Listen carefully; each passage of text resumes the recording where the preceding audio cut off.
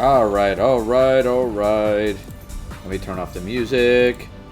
Welcome, everyone, to Tabletop Tuesday. Sure. Where we talk about tabletop gaming and give you guys some advice on how to make your games better through the excuse me, the experience that me and my partner in crime, CandidGamera, have had. Now, a couple announcements to get out of the way before we get into it too much. Thank you. I make 5 too. Okay. The first announcement are the sponsors I have down below, which is Shockbite Gaming Servers and W Energy Drinks. If you use the link for Shockbite, I get a little bit of money, and that helps me out. If you use W Energy Drinks, use the coupon code RubyMadHatter. You get 10% off all your purchases. They just released a fruit punch flavor that's apparently amazing. It's going off the shelves like crazy. So, hey, I recommend checking it out. My dog keeps trying to eat my stuff. Of course. The second announcement is we're always trying to help out the artists that we know. Here are We know and love. the 3 artists that we know and love. They could always use more commissions, so check them out. If you have art that you want to have us check out and get possibly added to the art list, message us. Send us a link. We'll look at it. Alright? It's going to be a thing. Alright. And the third one. If I don't choke on my lungs first. Greetings from the Feywilds. Hey, glistening Feyfox, how you doing, buddy? The third announcement is our voting for Stellaris Eterna. We currently have 30 votes, and you get to decide which faction I play, as well as several major decisions throughout the game. And on, this. And mind you, whenever we do the stream, we'll play the stream as normal. God damn it, my tavern just got fireballed. God damn it. This is why I can't have nice things.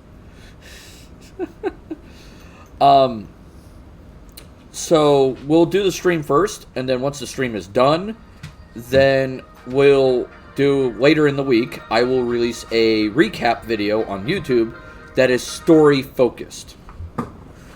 And it will basically talk in character, do things, stuff like that. So it's a long-term project I have in mind, and I hope you all join me for it. And please vote, because I want to try to get up to 50 votes, and my glasses keep getting smudged. I love being a Fey Fox. Yeah, I'm sure, and you love fireballing my tavern. Dog, I don't want to play with you right now. I am busy. Oh, God dang it. Stop. The puppy is being a pain. There, go chase that. He's like, you didn't do it good enough. Oh my freaking god, dog. Yeah, this is what I got, literally just being a pain. He wants attention. Eh. Ow! You right? Just ran into my chair. Go for it, dog. Right at our table, which is vascular. That is our dining table, or our island. Ish. I mean, our house is not exactly always the cleanest yet, but I'm trying to get it pointed at me. So I happen to be over here, sadly. Alright. So with that being said, let us get, of course, our partner in crime, CandidGamera, involved. Hi. Hello. Hello. Alright. Hey, wait. Give me the rope. That is the Fae in me. Of course it is. Hey. Here you go. So the first thing I want to discuss is kind of a big news topic for D&D recently. And it's a kind of a two-parter. One is, they're both Hasbro announcements. One is Hasbro talking about wanting to more heavily monetize D&D. So there is that. And the other one was blood for the Blood God, skulls for the Skull Throne. Yes, blood for the Blood God. The other thing I want to discuss was they're talking about possibly modifying the OGL for 1 D&D. Which has started a new hashtag trend hashtag open D&D. Because one of the things they stated was they may not renew the open gaming license for 1 D&D. It's in discussion, they say. At least according to Hasbro Twitter. Yeah.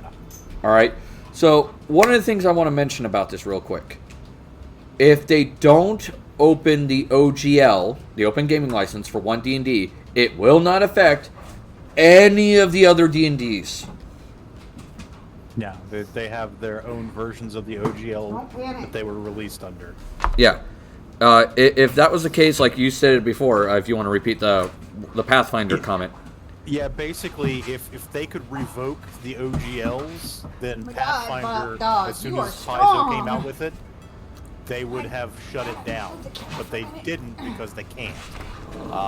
Once they release a version of the game under a particular license, that is that term for that game to be licensed. Yeah, pretty much almost forever.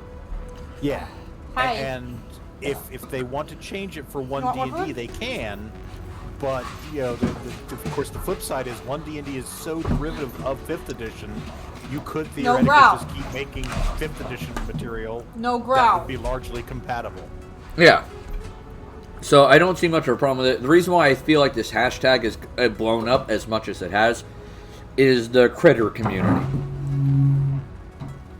Because all of Alexandria, which is their world that Critical Role plays in, is third-party content. Yeah. That also Exandria? Exandria. I think it was called Yeah. Exandria. Yeah. And that also includes the Blood Hunters. That also includes Gunslingers, and that also includes Echo Knights. Those are all third-party contents. Right. All done by Matt Mercer. So they're all afraid that the OGL is going to get revoked and all of his content is no longer be allowed to be done. And that him and his group will get a cease and desist letter, some people have stated. And I kind of made comments to them back saying that's not exactly the case.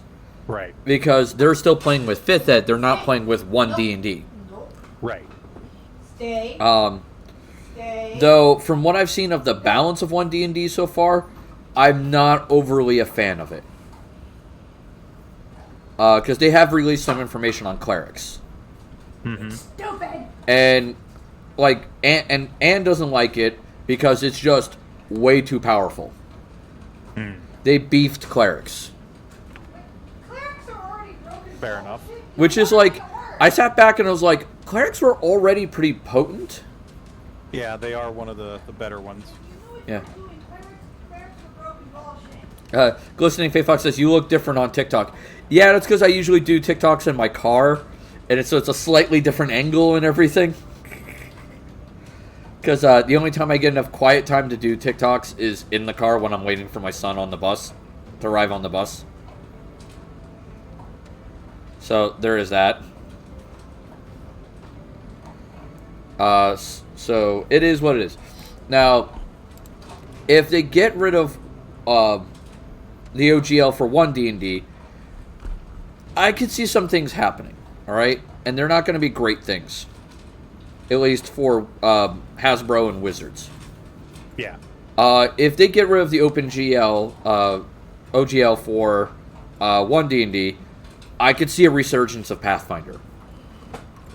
Yeah, I mean, Pathfinder is pretty much your second place standard fantasy RPG. They have taken the top spot from Wizards before and eaten Wizards lunch, and they could certainly do so again. If they need, but in order to do it, excuse me, I just realized I had something in my mouth. I think in order for Paizo to succeed, though, they need to do a massive errata on 2nd edition Pathfinder. Oh. It's way too focused on optimization. I think more likely you would see at best them releasing a like dumbed down basic Pathfinder 2 rather than errata what's there, because that would piss off the people who like Pathfinder. I would be up in arms if they tried to take away that shit just to appease a bunch of people coming over from D&D Johnny-come-latelys. Like, I'm not even playing Pathfinder 2nd Edition, but just on the principle of the thing. Thank you, Sneaky Big Tatos, for the check-in. Well, no, what I'm saying is, like, I feel like the 2nd Edition Pathfinder does need some reworks, though. Like, the best example I have of this is the Ranger, which is essentially, you get 3 actions every turn. I know that. Yeah.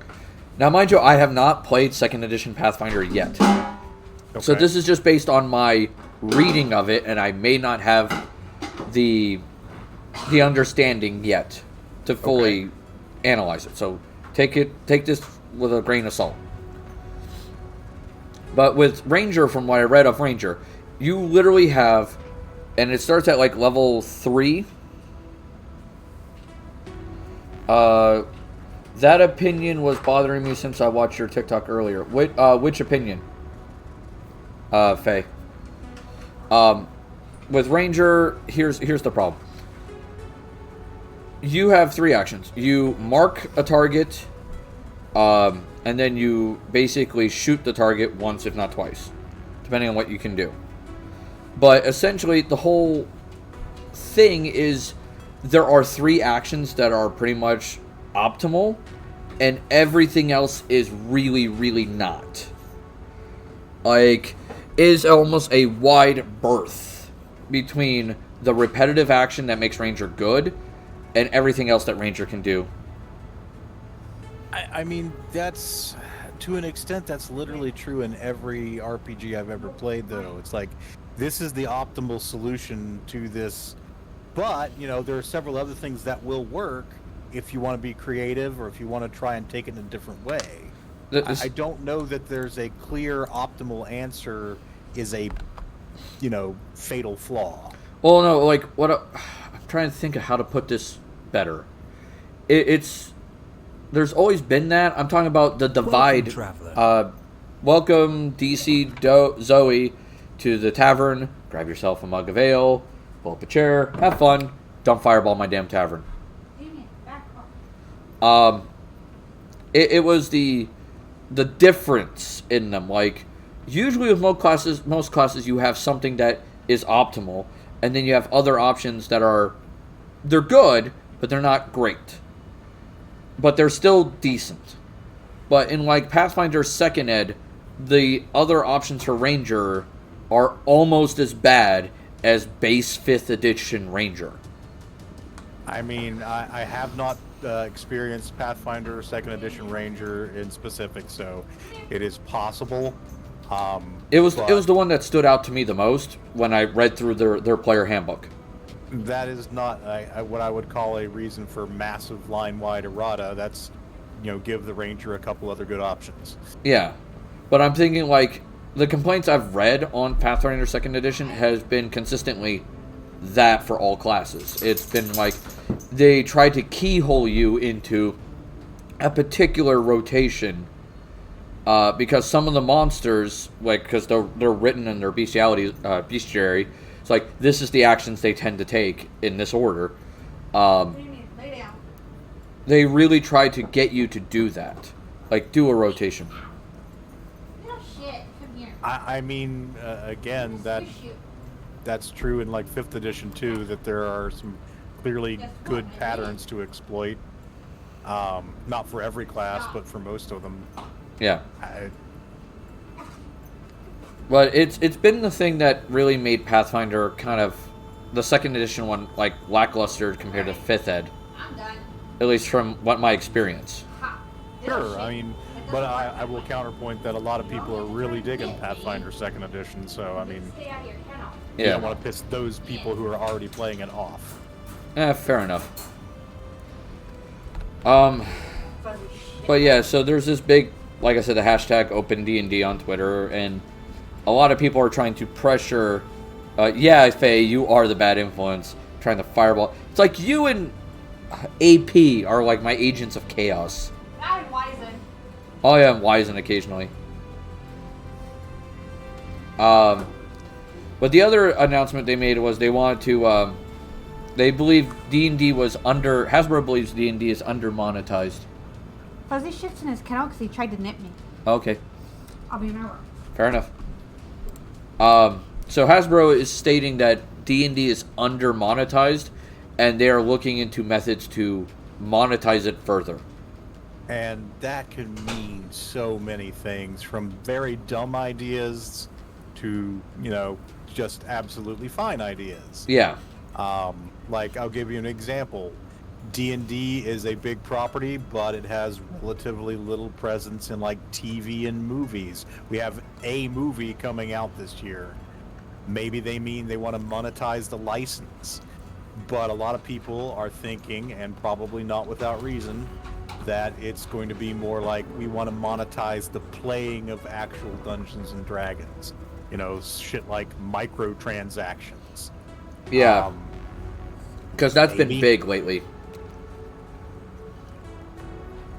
I don't know of any company that has introduced microtransactions and had their game get more popular. Yeah, no. Now, well, correction. Yes and no. And I'll tell you why.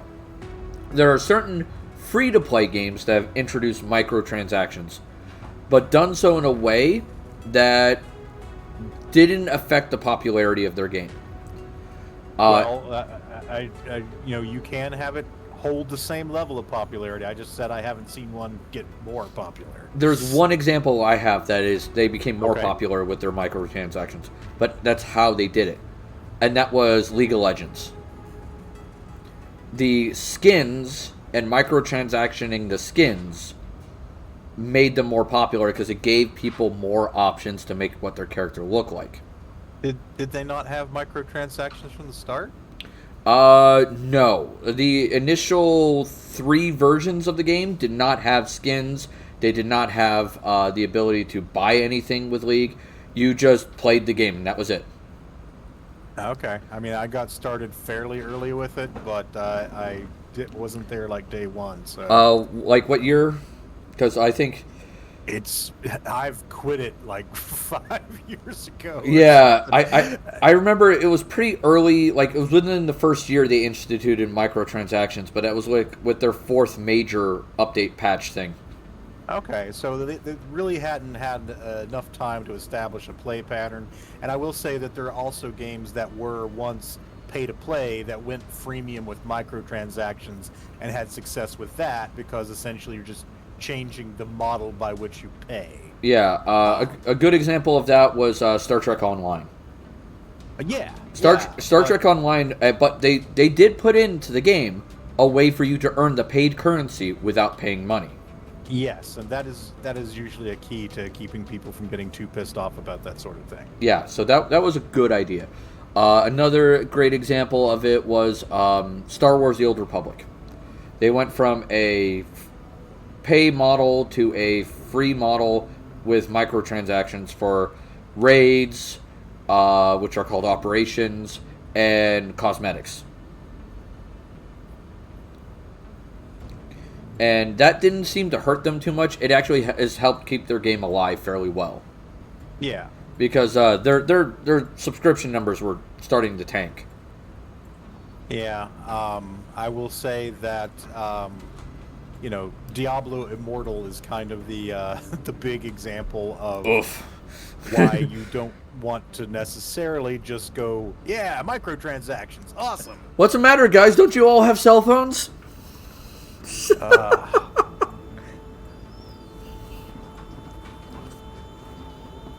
That was so dumb.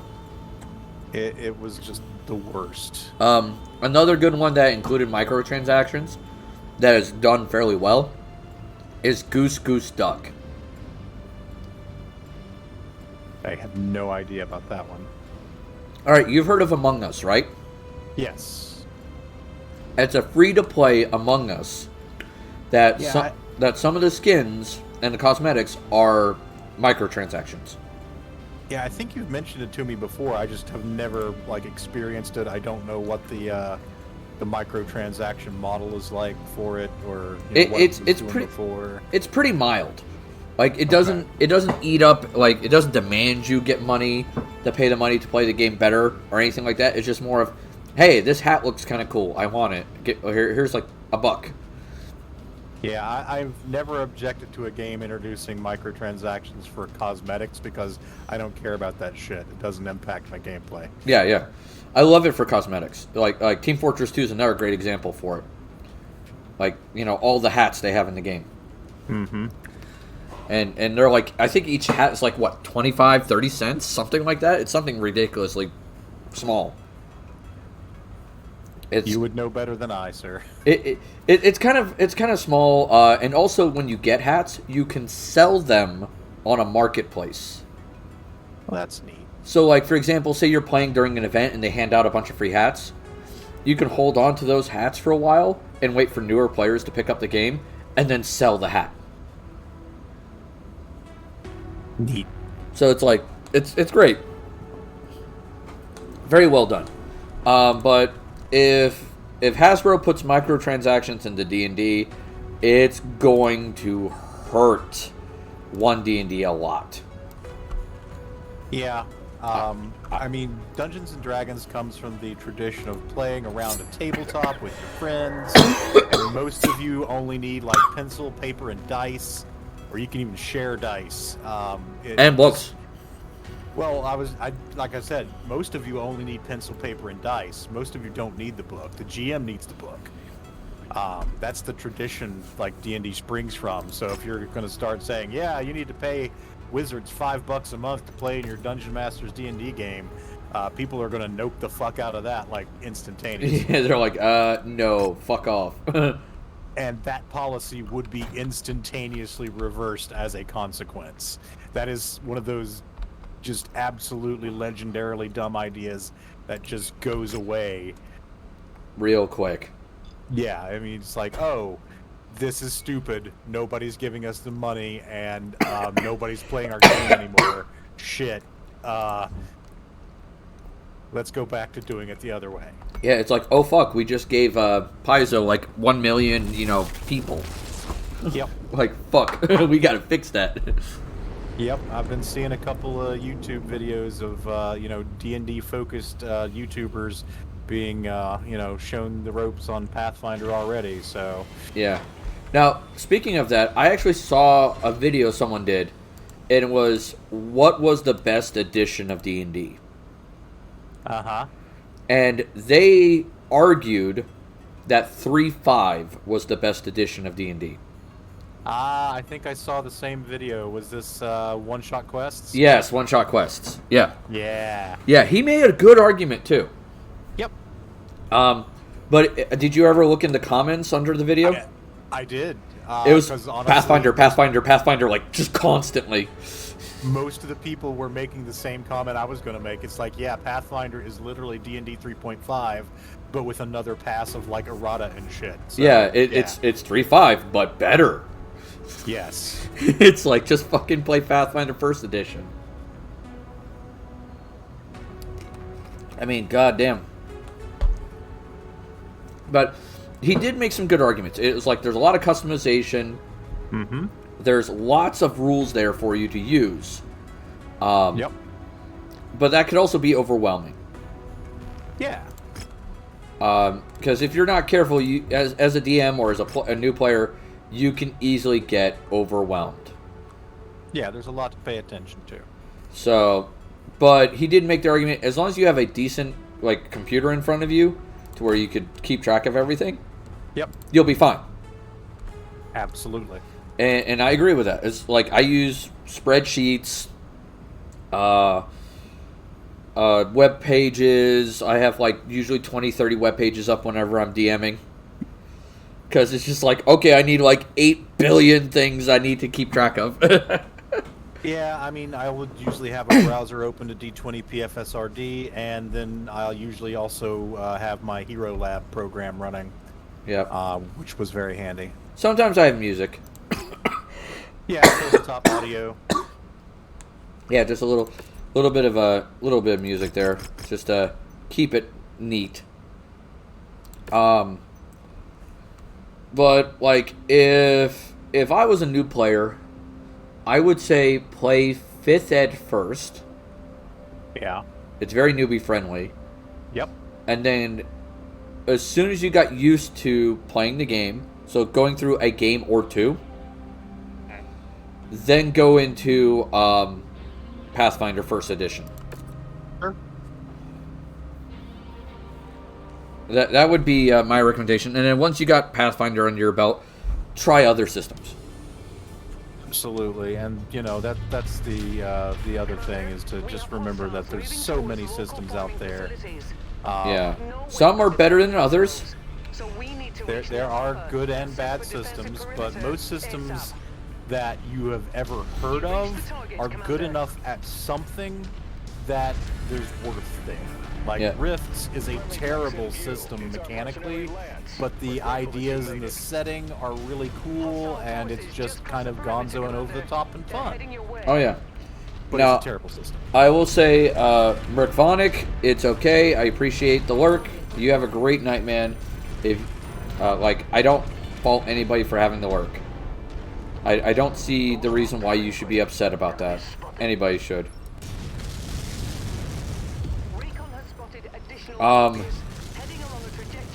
Now, with that being said, where was I? Where are you? I just had the damn thing. I hate it when I have a web page and I'm looking for it and I can't find it.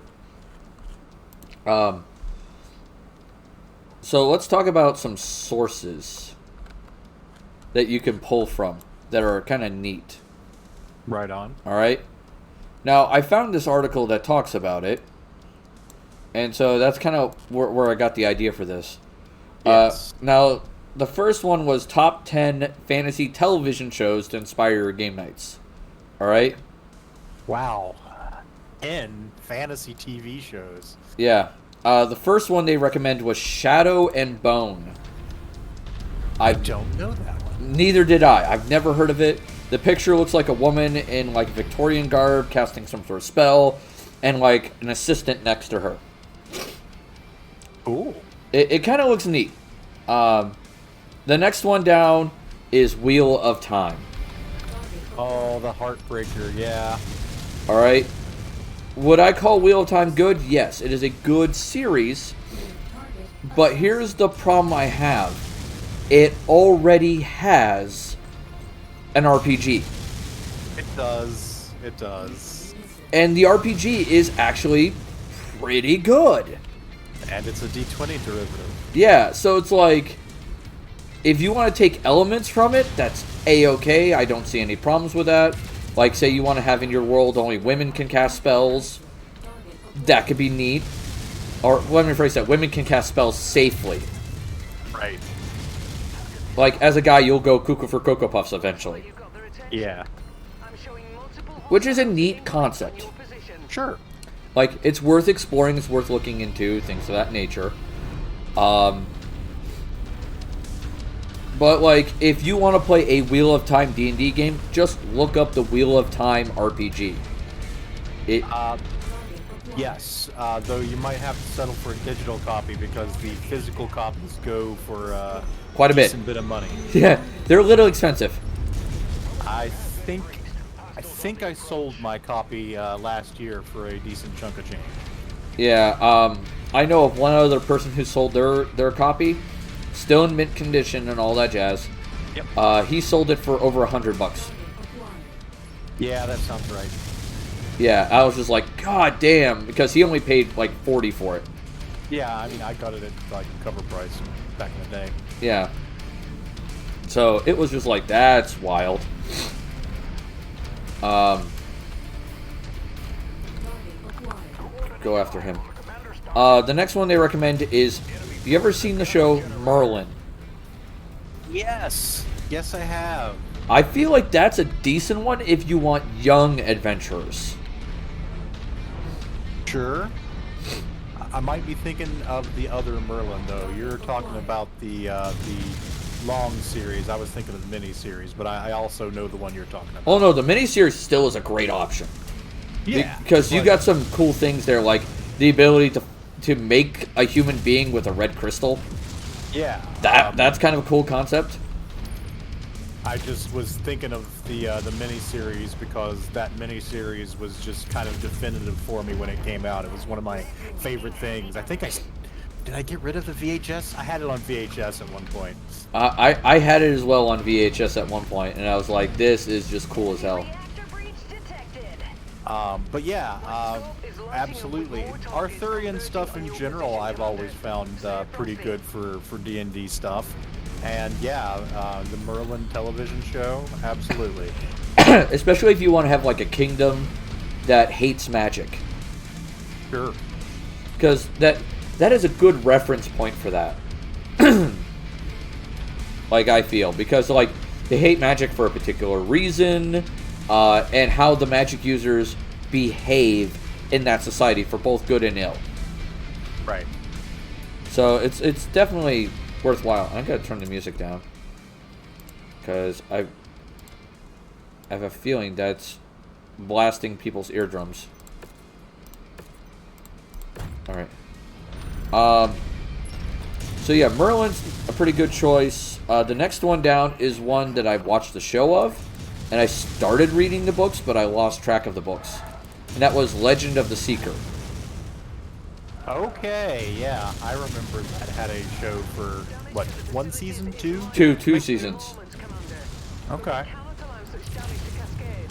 Yeah, it had apparently 2 seasons, and it did deviate from the books quite a bit from what I was told.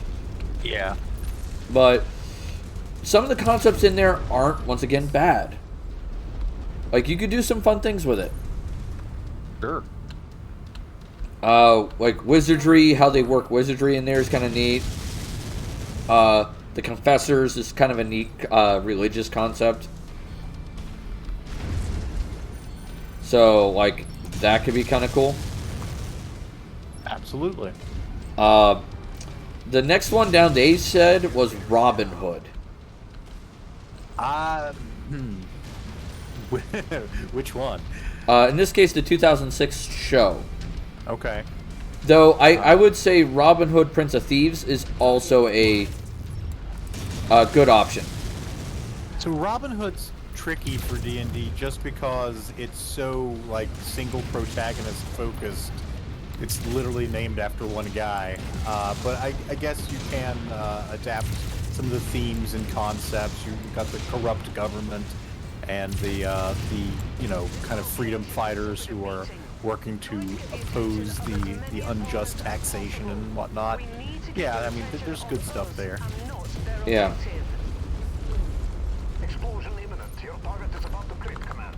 So there is that. I could agree with that. There are some characters in there that could be entertaining. In Prince of Thieves, I liked the companion guy. The one who was played by Morgan Freeman. Like, his kind of snarkiness and stuff is entertaining. And I felt like that could be kind of cool to do in a D&D game. Sure, absolutely. Same with Friar Tuck. Yeah. It's like that drunken cleric type character. I love me a good drunken cleric. Yep. So that would be kind of neat. Then there's one I've never heard of called the Shannara Chronicles. The Shannara Chronicles, yes. I had forgotten that they'd done a television show of that. Yeah, I've never seen it. I've never read the books. Nothing. So I think just going back in my own personal history a bit, the Shannara series might have been one of my first non-Tolkien fantasy novel reads. Yeah, I believe it was, because one of my math teachers coming up, I think in 9th grade, loaned me the first book of the Shannara series. I was just blown away by it. They're pretty good. Now that I am older, I don't resonate with them quite as much, but it's basically a Tolkien-esque fantasy series that has enough original ideas there that makes it just not a total like Tolkien Heavy weather ripoff. warning is in effect, Commander. Yeah, Your visibility which is and good. sensor readings Yeah. will be compromised out there. All right, you ready? Here comes some of the cheesy ones. Hercules: The Legendary Journeys. Honestly, seconded. I love the idea. Don't get me wrong. There are some episodes in that show that could make for some really cool adventures, but let's call it what it is. The show is cheesy as shit. I love cheesy, though, Yeah. is the thing you got to remember. Yeah, but it's not bad cheesy. Right. So I will say this specifically about Hercules and Xena. yeah, Xena was the next one. The side characters of Autolycus, the Prince of Thieves, as played by Bruce Campbell, I have stolen that character archetype more times than I care. Yeah, I Mr. Barton love- Kendo there. There's a little bit of him there. Absolutely. I'm also a big fan of Joxer, the incompetent guy. That's another favorite character from Hercules and Xena that I just. Oh yeah, have Joxer used, the like, Mighty. Yes. The longer you can hold them off. With his own theme song. Yeah. Oh god, that is some craziness. Now, don't get me wrong. There's side characters as well that are consistently with them are also pretty good. Yeah, yeah. Like Aeolus is a great example of like a cohort character. Like he's competent, he's good, but he's not as potent as the hero. But he doesn't need to be. Right. And sometimes that made him more interesting to me than Hercules himself. Oh, absolutely. Now, with Gabrielle versus Xena, I always found Xena more interesting as a character than Gabrielle. I think Gabrielle and Xena had a much more balanced relationship, like in terms of power, because, you know, as potent as Xena is, she is still human. Human. Well, there is some debate about that in a couple of episodes. Fair, but I mean, she is largely within the realm of mortal capability, whereas Hercules is not. Yeah, definitely not. No, like, for example, the episode where Xena goes cuckoo for Cocoa Puffs and says that, you know, hey, I think Ares is my dad. Sure. And the Fates, well, no, it's the Furies, not the Fates. The Furies are sitting there going, she may have a point. Which is like, she is so badass of a human being that even the Furies are sitting there going, she might be the daughter of Ares. But yeah, so yeah, I think Gabrielle just doesn't stand out as much as Aeolus does because there's less of a gulf between her and Xena than there is between Hercules and Aeolus. But yeah, I like Gabrielle as like the support healer type character, basically like a bard with healing skills. Yeah. I think it works. She's also so, yeah. better at making friends with people. Yeah, you know, she does, well, I won't say she's always the face, because if it's an intimidation role, you know, Xena's gonna make that shit. But, Yeah, Xena's gonna be the intimidating one. It's like, yeah, nope. Oh, excuse me. Focus fire on commander's target. remember to breathe. Yeah, I know, I'm trying. Looks like you're under attention. Oh, excuse me. But Xena was the next one down on the list, was from Hercules was Xena. I was like, yeah, if you're going to mention Hercules, you better damn well mention Xena. Honestly, I would have just put them in the same slot and just said Xena / Hercules. I agree. They should have probably been in the same slot, but hey. Yeah. The next one down on the list is The Witcher show. I've not seen the show. I am loosely familiar with the setting and the lore. I've seen clips of the show. I have not gotten a chance to sit down and watch it, and because it's on Netflix, and I don't have Netflix. Yeah, and people are so salty about Henry Cavill leaving that role. There's a lot of things going on in the background about that. Yeah. That was the problem. Like, some of the writers wanted him gone. Oh, I hadn't heard that. But... Yeah, apparently, like, one of the former writers brought this up, that some of the writers wanted him gone because he kept arguing with the writers about what they were doing was not lore for the character. And like I could believe that because he's very much into making sure the character lore is taken care of. Right. But I don't see him being a jerk about it. Yeah, I've never heard any reports of him being like a major jackass or anything. But I could definitely see him doing some pushback. Of course, most of the stuff I've seen about this situation were people salty that he quit this to go be Superman, and then they, didn't want to continue with him as Superman. Wah! It's like, come on. He didn't get a choice whether or not he was doing Superman. It was the guy they brought in to do the DC movies didn't want him. That's actually not quite the case. It was basically the guy who they brought in to do the DC movies was like, we want to do like Superman just starting out in his career, and Henry Cavill's too old to play that. We'd love to work with Henry Cavill in some way, but he's not right for the movie we want to start with. Yeah. And that makes sense. Fedorian says Gabby as Bard. Eolus is such a ranger rogue. Yeah, that fits. I would say so. Joxer, I'd say, is the NPC class warrior. Yeah, that's fair. I mean, he could be a fighter. He's just really bad at his job. Yeah, but he's a little too incompetent at it to make me want to give him a hero class. Fair enough. But he does have profession cooking. Yes. Or at least a negative in it for poisoning people. I will say that if I was going to put a class to Autolycus, he is a arcane trickster. Oh, why arcane trickster? He is way too good at disguises and tricking people that there's got to be some illusion magic there. He's too fucking good at it. I mean, he is Bruce Campbell. Yeah. Thank you, 2x2 Ministries, for the check-in, as well as I gotta sit up for my posture and drink something. I need to stay well hydrated. Seriously, the idea just occurred to me is you could run a D&D game with characters all based on Bruce Campbell characters. Oh my god, yeah. Because Ash is a fighter.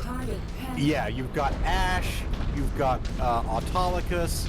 I don't know if you remember this, but there was a series called Jack of All Trades that he was in for like a couple of seasons, where he would be some kind of, essentially the vigilante class from Pathfinder, but like he was a master of disguises, but less on the thief side and more on the swashbuckly side. Yeah. You've got Briscoe County Jr., who would make a good gunslinger. Welcome, traveler.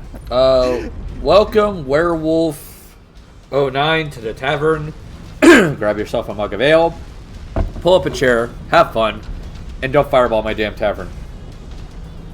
I thought I followed you. Hey, that happens all the time, man. Like, you go, I could have sworn I followed you, and then it turns out, shit, I did it. Whoopsie.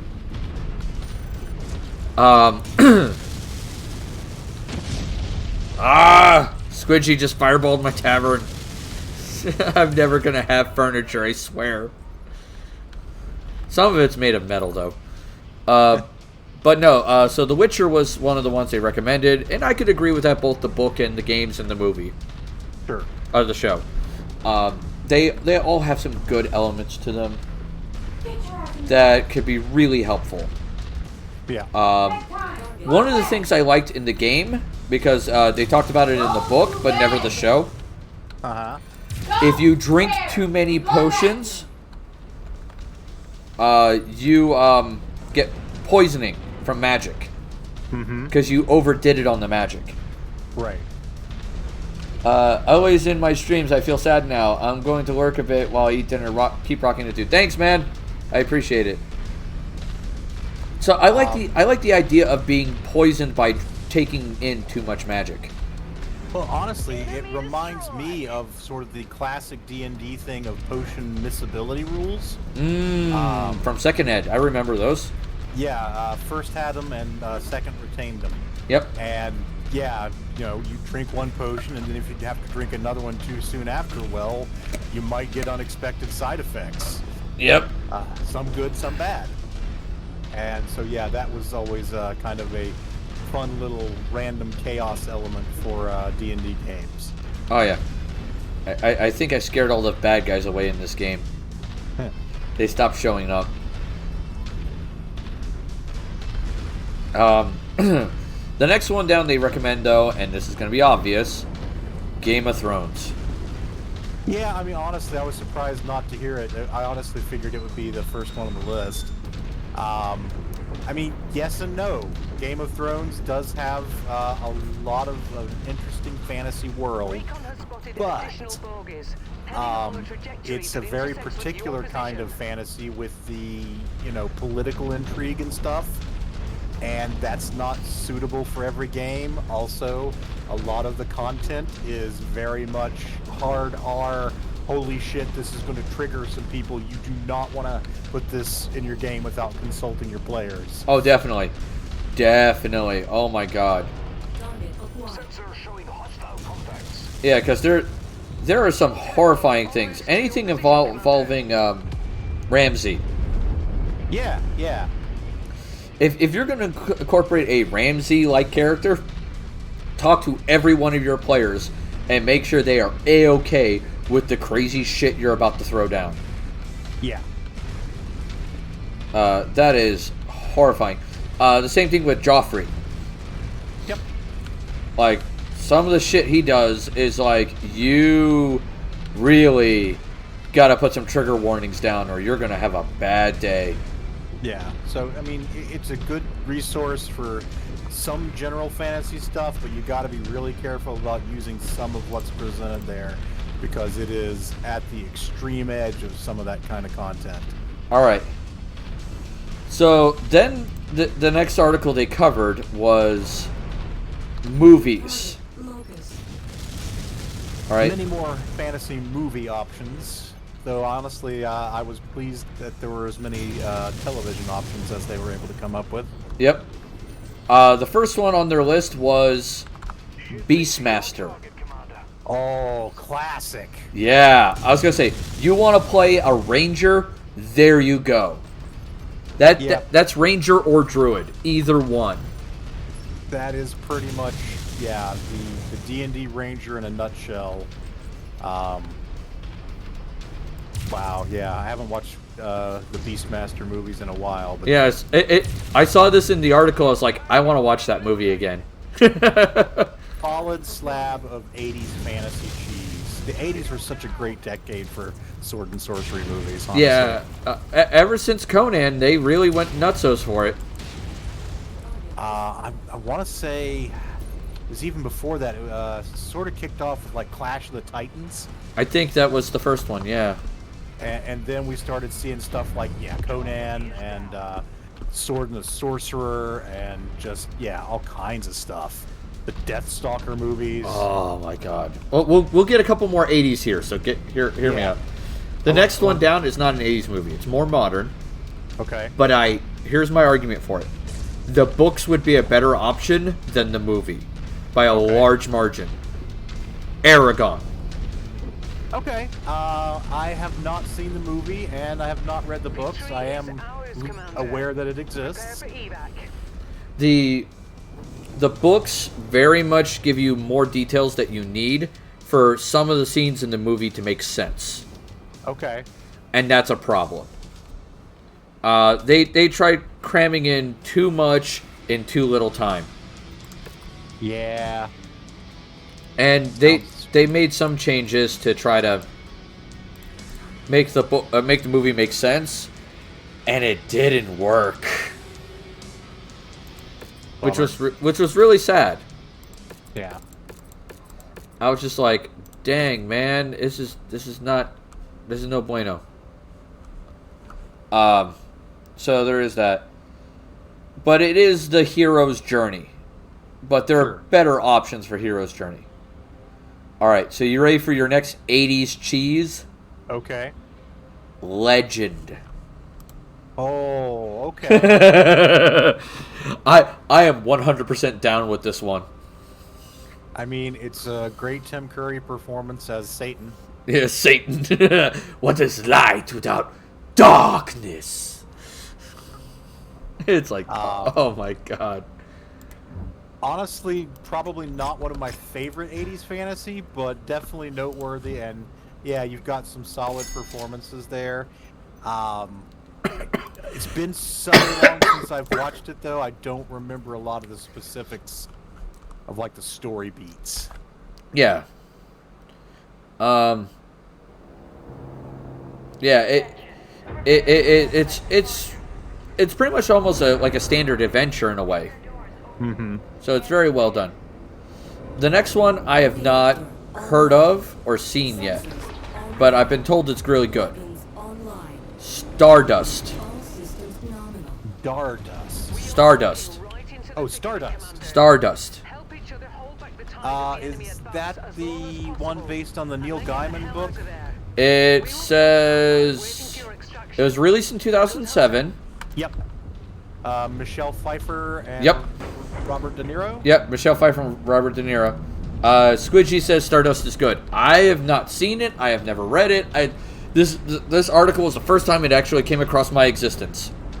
I like it. It's been a while since I watched it, but it was a solid. It's less of the, Conan style hack and slash fantasy and more of the, like, there's some fairy tale elements to it, so it's good for a kind of more story focused than combat focused game. But yeah, absolutely. All right, so that's good to know. If I had to compare it to anything that you would definitely be familiar with, I would say it most reminds me of The Princess Bride. Oh, that's a good one. And they never listed that on this list, by the way. I mean, Princess Bride is arguably not fantasy. It's arguably sort of set in a version of the real world, because it doesn't really do explicit magic like the stuff with Miracle Max is sort of. Yeah, So but there's also the rodents on an unusual size. I mean, it's just a big rat. It could be a capybara.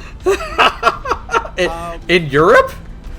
I mean, we're not really clear that it's in Europe. It's in this kind of weird no place. It has all the trappings of fantasy, but it doesn't really dive explicitly into this is, a magic movie. So yeah, Princess Bride really straddles the fence on some of that. Yeah, I feel like it's a good source material, though. Oh yeah. I will say that Wallace Shawn's character, Vizzini, he's inspired villains that I've done. He's just, that classic, just absolutely overconfident prick who is, figured out every angle until you come up with something that he has legitimately never seen before. And, but yeah, that Princess Bride's another one that kind of fits into the fairy tale mold. There are fights, but the fights are not necessarily the focus so much as just the stories of each of the characters. I will, of course. Go ahead. I was gonna say, I will say, when it comes to fights, it's some of the best swordplay I've seen in movies. That's fair, and I will say that everybody who's been in a D&D game for more than a few years has probably heard somebody quote Inigo Montoya. Yeah, my name is Inigo Montoya. You have killed my father. Prepare to die. I want my father back, you son of a bitch. Yeah, and you heard the story behind those lines, right? Which lines? The Inigo Montoya, you killed my father, prepare to die, and I want my father back, you son of a bitch. Mm-hmm. So, yeah, you've heard the backstory for those? I mean, it's not ringing a bell right now, but when you start talking, I might have heard it. So. What was that, hon? Okay. Sorry, my wife was yelling at her son. I thought she was talking to me. His father recently died of cancer when he went to go filming the movie. So when he said, "I want my father back, you son of a bitch," he pretended he was talking to the cancer instead of the character. I see. And I felt that definitely made the impact of his lines way more potent. Sure. It's like, because when you have that kind of loss, you will, if you can incorporate that into your acting, that can make your acting very powerful. Mm-hmm. So that's a cool thing. All right. So the next movie they have on their list, another 80s cheesy sci-fi goodness, or fantasy goodness, Lady Hawk. Oh, holy shit. Uh-huh. I recognize Matthew Broderick on it. Uh-huh. I recognize freaking Rutger Hauer is his name? Rutger Hauer. Hauer. All right, Hauer. I can never. No L. Howard. Hauer. All right. No, like the word Howard. Howard. No D. Hauer. Yeah. Hauer. All right. And then Meg Ryan. No, Right? Michelle No? Pfeiffer. Michelle Pfeiffer again. Yeah, I didn't recognize her because she looked so young, and I was like, I'm not used to her seeing her that way. Yeah, it's one of her very early roles. Yeah. Enemy mech nullified. But I recognized Howler. Yeah, Rutger Hauer has been in so many movies, both good and bad. Like, there was a period where it's like, oh, there's a check, I'll be there. And he's in some really gloriously cheesy pieces of crap that I've enjoyed, ironically. Like And Buffy. and he's in some legitimately good stuff. Like, I mean, Blade Runner as Roy Batty. Yeah. Holy shit. Yeah, he did a great job as that. But they said Lady Hawk is definitely one they recommend. Oh yeah. Again, there's a focus on, I think, like the romance, because the two characters, I mean, spoilers for a 40-year-old movie. The two characters are essentially cursed so that only one of them is human at a time. But it's, yeah, really, really cool. All right. I've lost track of chat, so I need to catch up with it real quick. Sure. Camaro, how are you doing today? I'm doing fine, Camaro. I hope you're doing great. Addy Bear, hey, showing my support from Smurf Village. I appreciate that. Thank you for the check-in. I just realized I was losing track of the chat. I got so invested in our conversation. I was like, fuck, there's the chat. Well, you know, you get me talking about 80s cheesy fantasy movies, I can go for a while. Same here. Now, the next one is a 2000 movie. Okay. And while I wouldn't call it a good movie, I feel like the movie's trying to get vengeance on me for calling it not a good movie. Uh-huh. Welcome, laid back, cool in-law. Welcome to the tavern. Grab yourself a mug of ale, pull up a chair, have fun. Don't fireball my tavern. The movie is Van Helsing. Holy crap. I have not thought about Van Helsing for a hot minute. Camaro, doing well, eating some soup with chips. Nice. Hopefully it's soup because you want soup, not because you're sick or something, and it's the only thing you can keep down, because I remember that was me 2 weeks ago. I couldn't barely keep down anything but soup. That goddamn flu. Yeah. The flu wrecked my face. But yeah, Van Helsing, holy crap. Now, there are elements of it I could see making a good game. Don't get me wrong. I like the monster hunting angle. I like the gadgets. There is a lot to recommend it there. It is cheesy, and I do enjoy it, but I understand that not everybody has my tolerance for that level of cheese.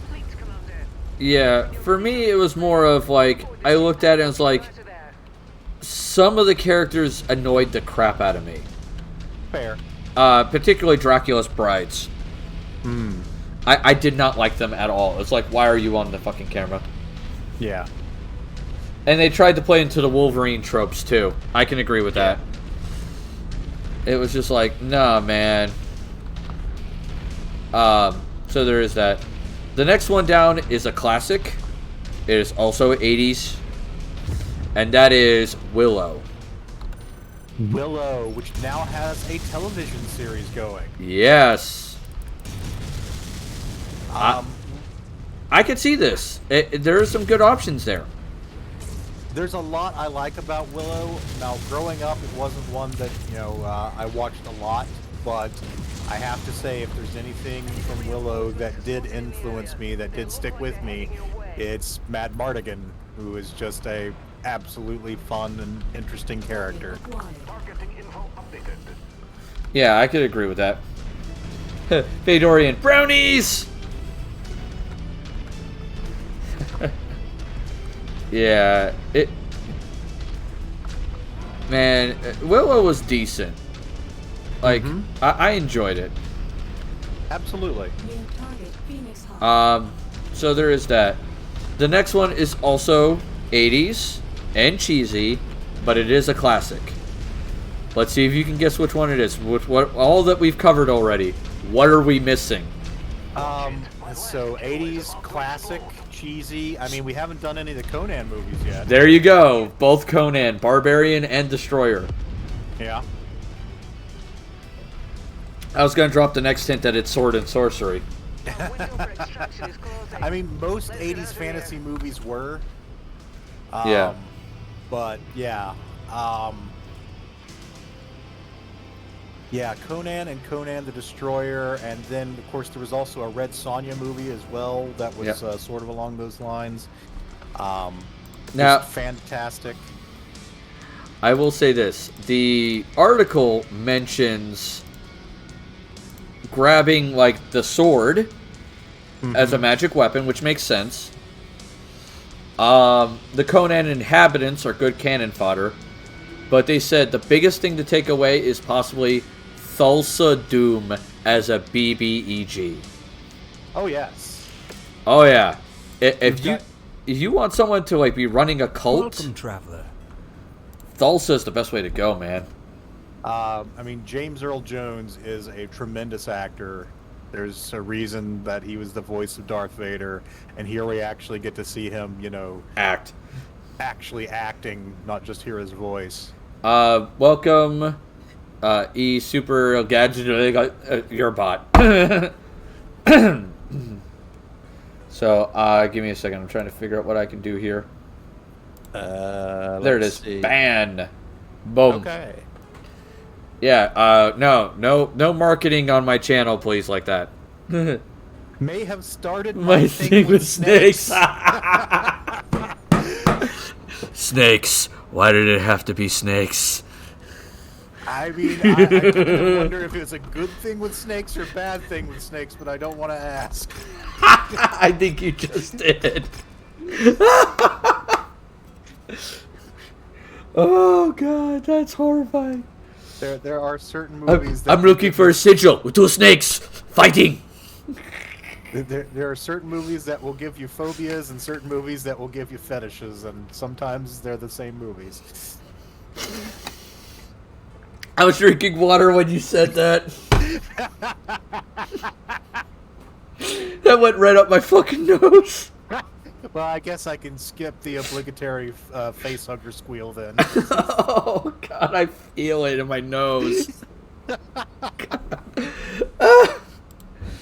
Oh, my face.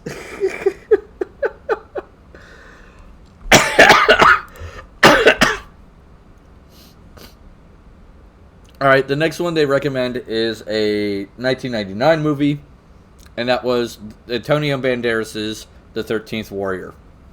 That is one that I really enjoy. If you ever watch Seth Skorkowski's video, he's a huge fan of that one. He's talked about it a lot as a good example of here's how you take a character that doesn't nominally fit with the party and fit them into the party. Oh, yeah. My favorite character was, he was one of the Vikings. He was always very friendly, very smiling. I can never remember his name. And he always referred to Antonio Banderas' character as little brother. Yeah. I remember when Antonio Banderas realized, like, the horde was, like, humans. And the little guy, like, the little smiley guy goes, "Don't worry, little brother. There's more." It's like, oh my god. That was not my concern. Yes. I think you misread the room there, bud. It was great. It was just like, that line always stuck with me. It's like, don't worry, there's more. It's like, that's not a good thing. Yeah, that is based on a Michael Crichton novel, and it is just a really enjoyable story. Excuse me. And kind of novel presentation too, because for a large part of the movie, since our point of view character does not understand the language, we don't understand their language, and we just start to get bits and pieces as he picks up their language. And then the Vikings get upset with him at first. He goes, how did you learn our language? And he turned and looked at him and goes, I listened. Yeah. It's like, yes. I feel like his character is a prime example of someone who has high linguistics. Sure. And maybe also high knowledge history while still becoming a fighter. I would say that he is a good example of a bard dervish dancer. Ooh, that's true too. That could be a good example for him. Because if you recall, he is banished from court because of his affair with the Sultan's daughter, I think it was. Something, but, some noble daughter. But he was I believe, a poet and historian. Right. So he was a bard. All right. So the last movie they recommend is like basically saying, "Hey, let's go back to the source material of all D&D and just use that," and that's Lord of the Rings. And that's fine. It's an easy choice, but it's definitely got a lot of ideas you can use in your game. How is my evening, Addy? My evening's going fine, thank you. Sorry. It's a great presentation of the books. They did a great job with it. There are people who would never have been exposed to those stories if not for the movies. So I am absolutely glad to have them. Commander. The mystery attacker's logistics center is just ahead. I wouldn't have put it on the list as a reference for D&D since you're essentially D&D. Yeah, it is a little easy. Yeah. So there is that. I'm trying to think, are there any movies that aren't on that list that you would use? Because they covered most of the ones I tend to gravitate towards for fantasy. Going back to the King Arthur stuff, there is a really good, I think it's a 1982 film called Excalibur. Oh, yes. Which is just a fantastic one. There's a cheesier one from 1982 called The Sword and the Sorcerer, which is just, cheesy sword and sorcery fantasy, but kind of over the top and interesting. Sorry, I'm trying not to laugh right now because the game just ragdolled a 60-ton mech and made it fly into the air for a few seconds and then land down. I'm not sure if you were watching the stream where I was looking at it going up and down.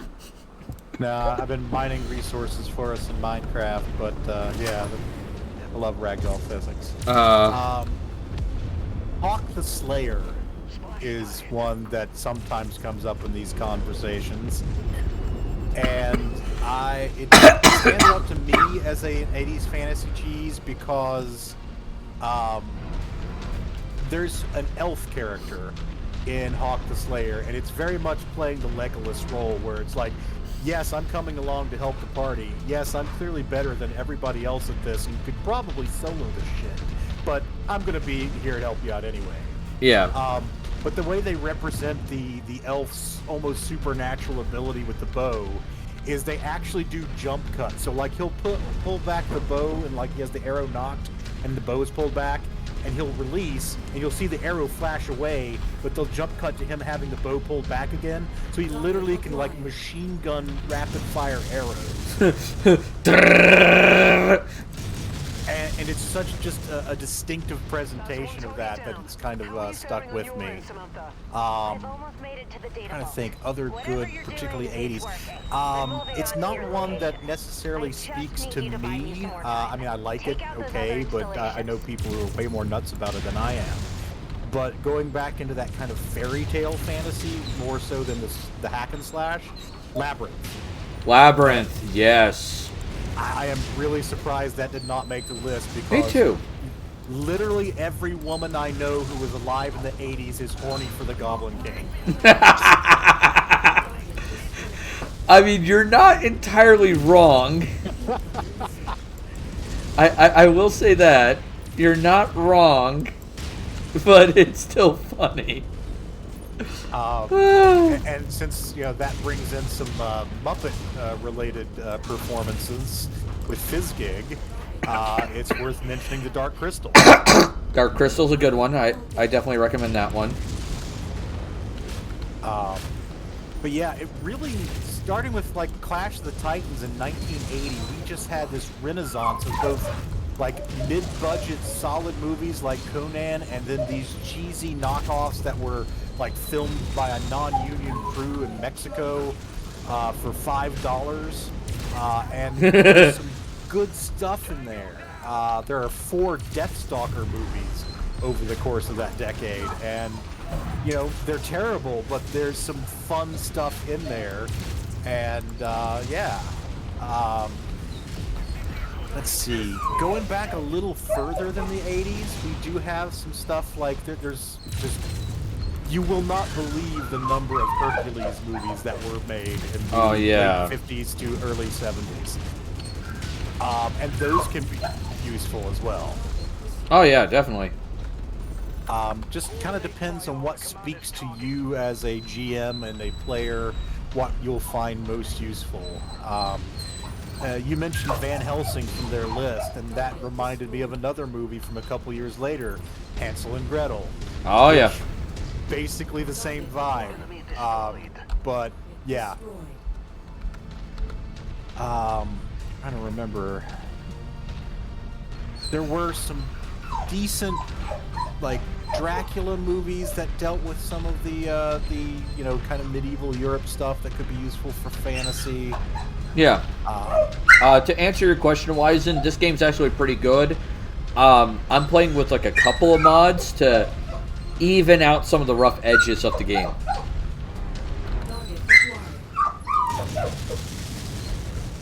Go ahead, man. I'm sorry. It's just.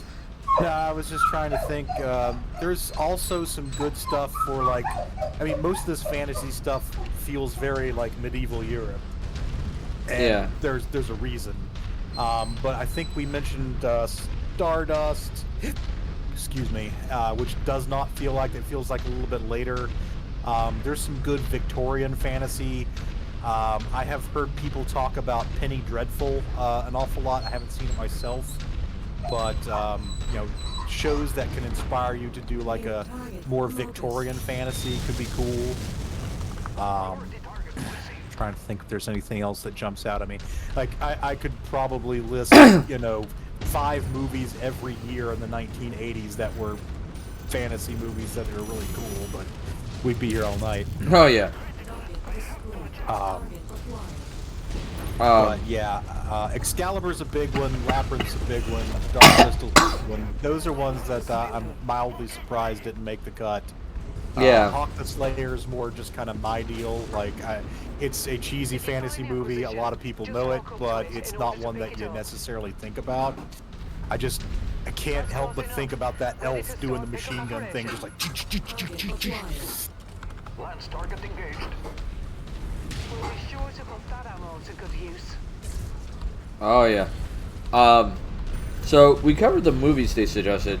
The next thing they have on their list is video games. And there's some good options here. But the first one I've never heard of. Okay. Dragon's Crown. Dragon's Crown. Okay. It is it actually just recently got, relatively recently, got a Dragon's Crown Pro update. It was originally released, I believe, on the PS3. I don't know if it got other platforms, but I played it on the PS3. But do you remember the side-scrolling beat-em-up D&D games like Tower of Shadows or Shadows over Mystara, or those ones? Yeah. Okay. So Dragon's Crown is essentially an update of those games without the D&D license. So it is essentially a side-scrolling beat-em-up. You can choose what class you're playing. So yeah, it's got some interesting visuals, some very busty female characters that people like an awful lot. Yeah, you basically have, I believe, a thief, a wizard, a fighter, a cleric, an elf, and another character that's escaping my mind at the moment. So it feels very much like those old D&D beat-em-ups. Fair enough. The next one I feel is a cheat. Okay. Oh yes, my favorite class, elf. Back in the day, man. Yeah, back in the day, your race was a class. Yep. Unless you were human. Yep. Halflings were essentially all thieves. Dwarves were essentially all fighters. Elves were essentially all fighter magic users. Alright, so the next one they have on the list is Dungeons & Dragons Dark Alliance. Yeah, that's a cheat. That's a cheat. It's like, oh hi, my favorite D&D game is, as you said earlier, the Forgotten Realms setting. Yeah.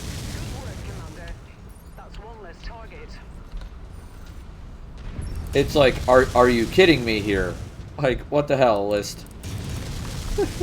Yeah, and like I said when we were, on the channel beforehand, it's absolutely fine to look at an officially licensed D&D game and go, hey, I like this story that it's telling, or I like what it did with this particular element or setting, and borrow that. Absolutely. But it does feel like a little bit of a lazy cheat for a list. Yeah. It's still in the decryption process, so no word on who's responsible for the attack on my father just yet.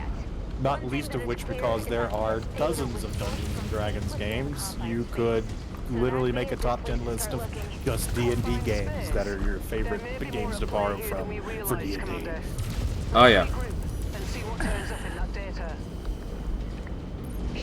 And how can you put that one on there and not original Baldur's Gate? Or Planescape Torment? God damn it, Planescape Torment!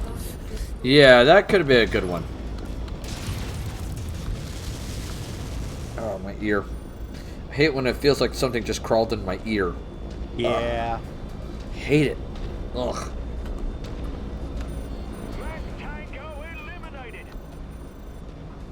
I'm trying to hoard up enough resources for us in Minecraft for me to start working on a Kikoku. That's fair.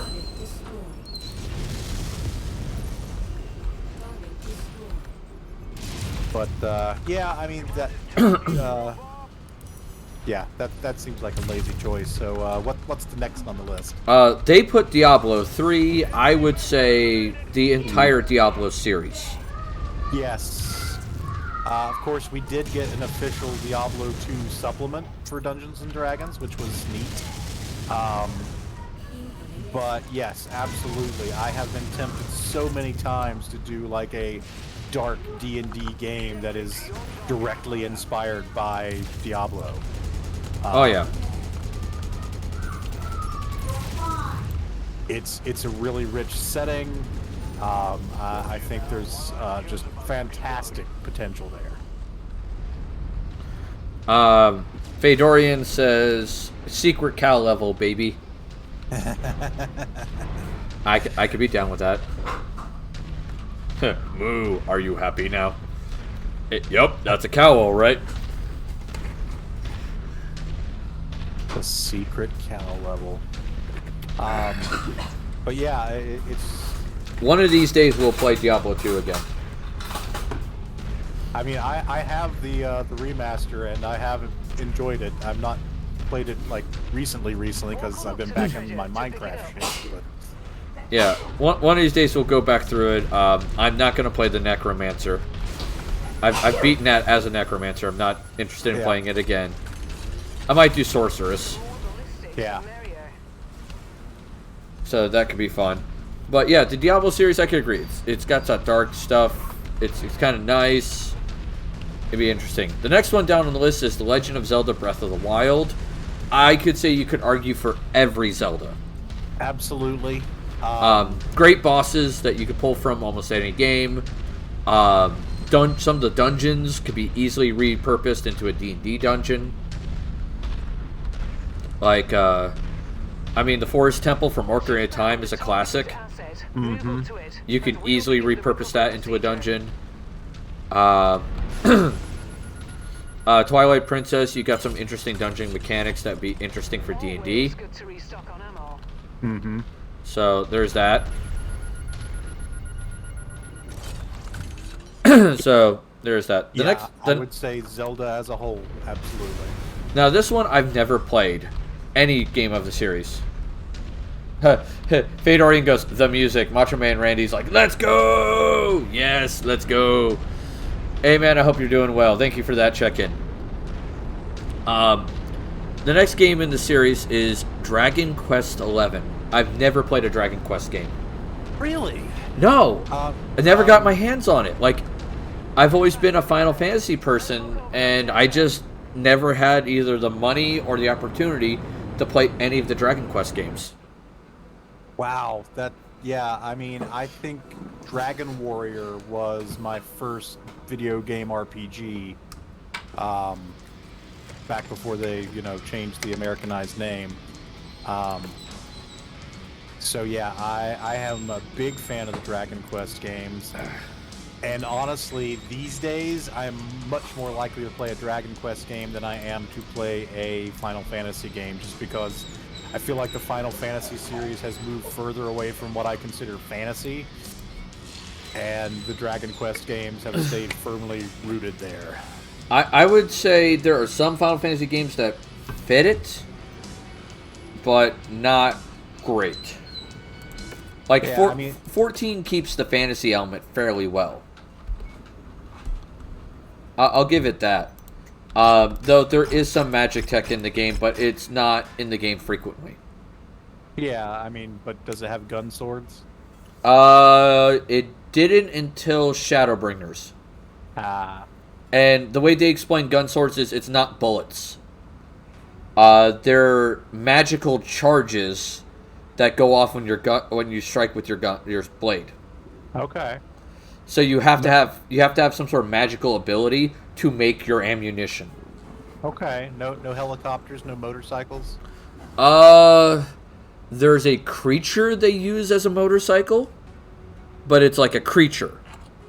Okay. It's not necessarily a full-on machine. It's like a cyborgy, machiney thing. It's like, it looks weird. Yeah, not really my bag, I think, but yeah, it's not as bad as, like, say 7 and 8 were when it came to the tech. Right. Yeah, 7 was kind of my departure point. I did play a couple of the games after that, but 7 was just like, okay, this is sort of leaving behind my preferred tastes. Oh, yeah. And I don't blame you on that. At all.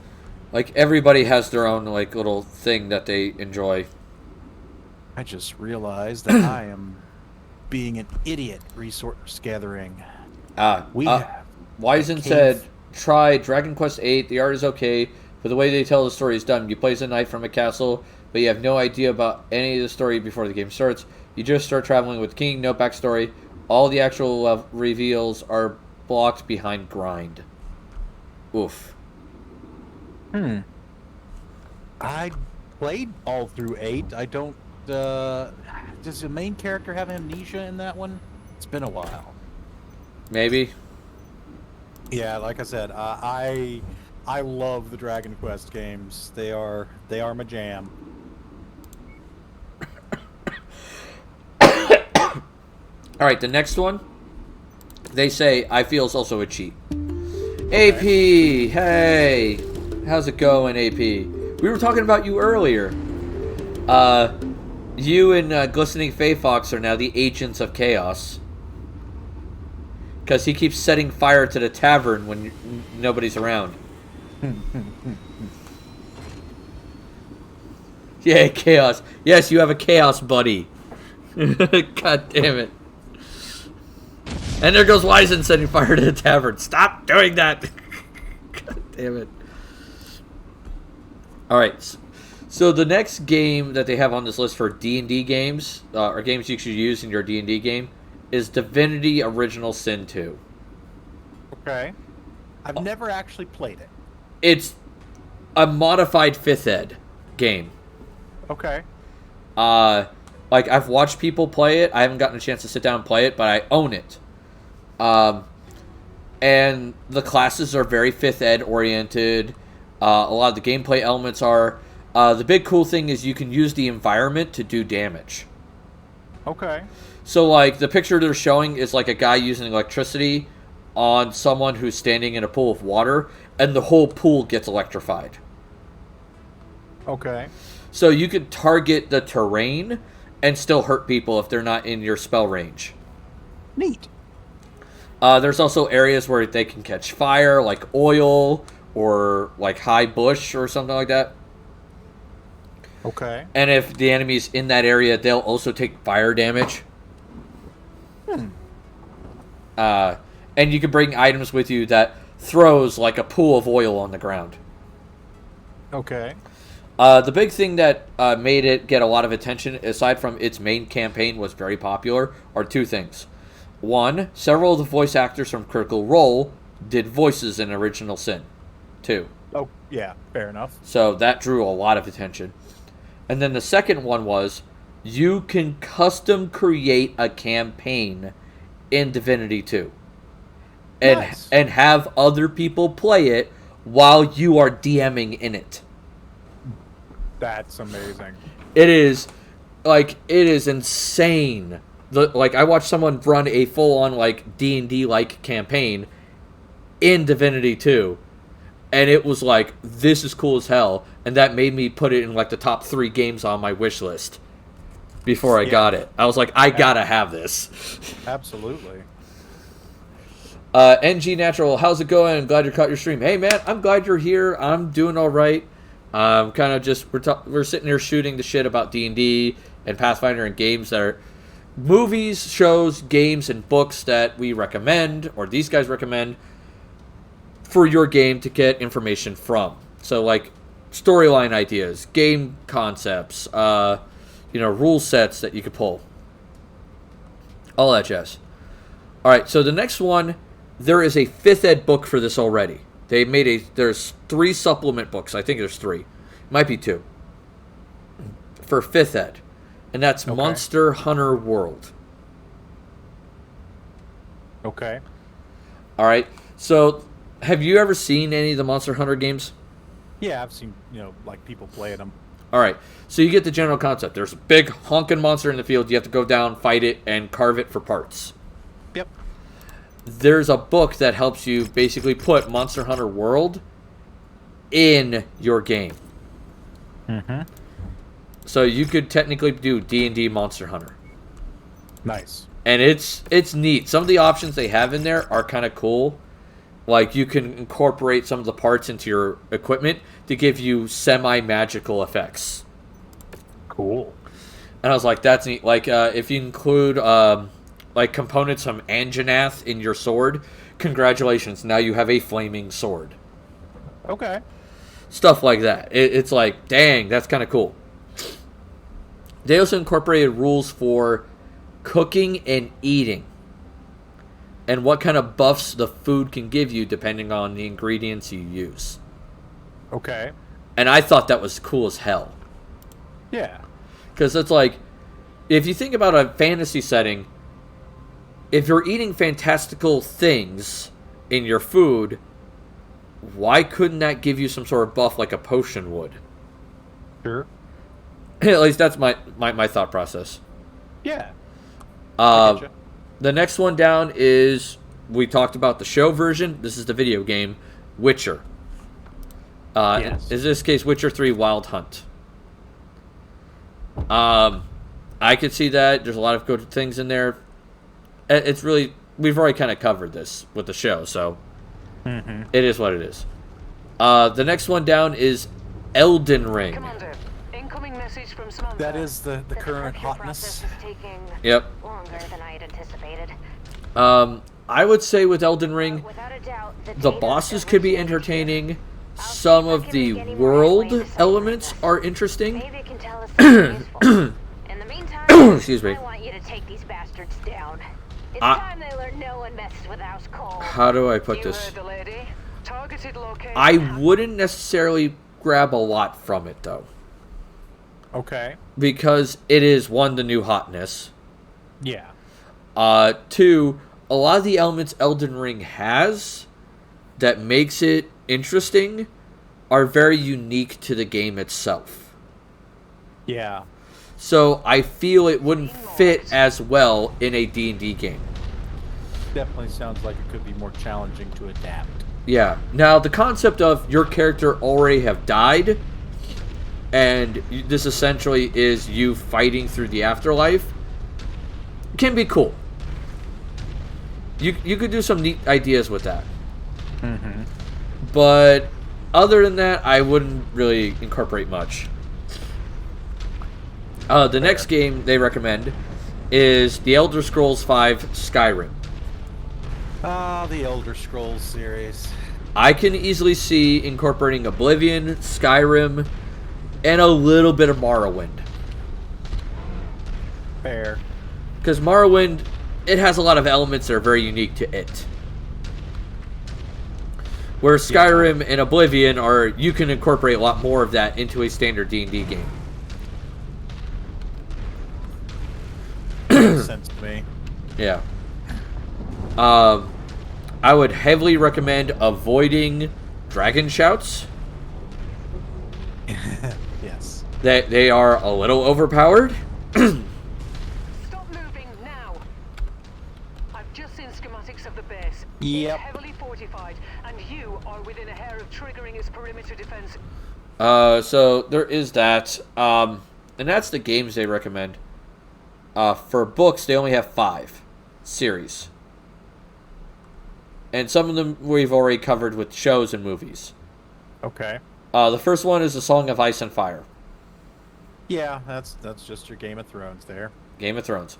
The second one surprised me a little that it was on here. But it is a good option. Star Wars, The Thrawn Trilogy. Okay. There's a lot of interesting characters in there. There's a lot of interesting story beat elements from it. So A full frontal it assault could would be trigger alarms very and interesting. put the base on high alert, leading to increased resistance. Agreed. What do you suggest, Rihanna? So it could definitely be a good choice. And it also gives you smart villains. Mm-hmm. So if you want to do that. The third one they have on this list is a cop-out. Hands down. It's Dragonlance. I mean, yeah, that is...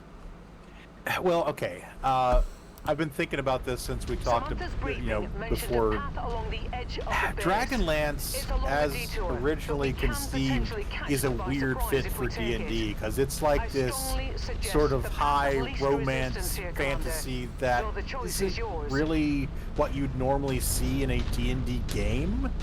So, yes, it is like a little different, but yeah, it still feels like a cheat. It's not. I feel it's not different enough to warrant saying it isn't D&D. Right. It's like, no, this is D&D. It's just D&D with a slightly different paint job. Yeah, I mean, it's D&D with a different, like, emphasis on what it's doing, and that's Enemy men, fine. closing It's on our just, position. yeah, weird. Priority target received.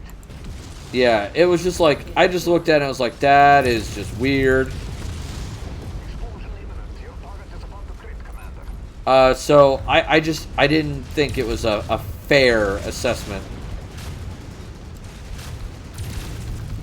So that's just me. The next one is, we've discussed it already, the sort of Shannara trilogy. Yes. And then the last one they recommend is also one we've already discussed, Lord of the Rings. Yeah. So it's like, okay, so some interesting options there. Other series I would recommend, though. Trying to think of good examples. If you want like a magical school, the Harry Potter series is not a bad idea, despite the author. Yeah, try to avoid giving her money, but yes. And it's become so popular to the point where D&D has a similar book they released for it for 5th ed. Though, yeah, that comes by way of the Magic the Gathering setting. Yeah, and that's Strixhaven. Which is fun. It's fine. Yeah, it's fine. Trying to think of other fun ones. Any of the Cthulhu Mythos series you could pull from, especially if you want a little bit of horror in your game. Sure. That could be easily done. For shows, I've had people look at me kind of weird for this, but it's like, hear me out. Star Trek. Sure. There are plenty of Star Trek episodes that the premise of the story makes a good D&D game. Yeah. So don't like take the exact like characters or the setting or whatever. Look at what the broader story was and go, okay, let's incorporate that. Trace on you. Destroy that structure on the cliffside before anyone decides to pay you a visit. Absolutely. And not to mention certain character elements you can also pull. Like you can have a fantasy Spock. That's easy enough to do. Mm-hmm. Fantasy McCoy is hilarious. Yes. It is too goddamn funny. I want to do that one day. As like, just play a cleric that's just totally like McCoy. It's like, I'm a cleric and not a bricklayer. Fuck off.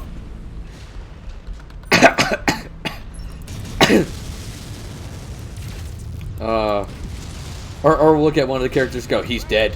He's dead, Jim. He's dead, Jim. Absolutely. What else is there that could be kind of kooky, though, that most people don't normally think of? I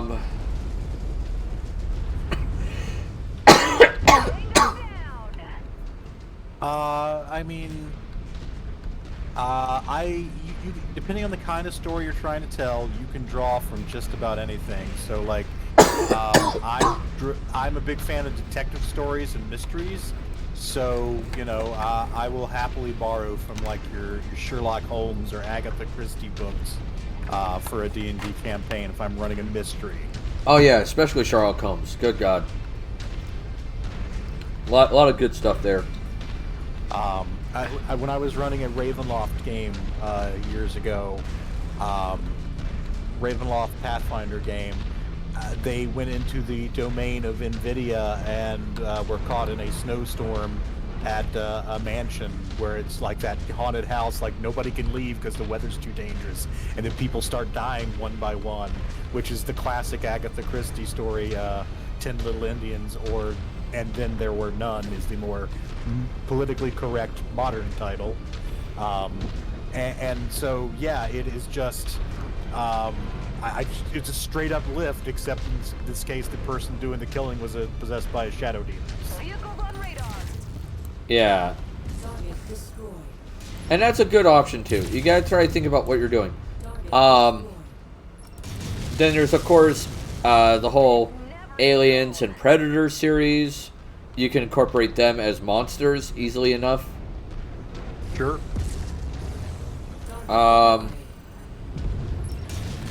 What's another good one? Surprisingly, action movies could also be a good source. I mean, yeah, absolutely. Like Rambo.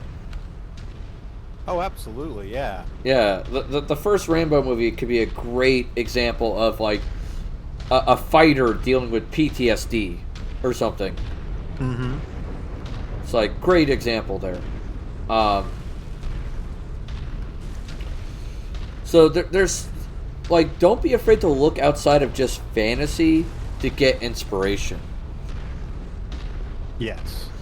Fedorian, classic Scooby-Doo. Oh wait, it's just my shenanigans. That's just my shenanigans. Like, yikes, Scoob! Yoinks!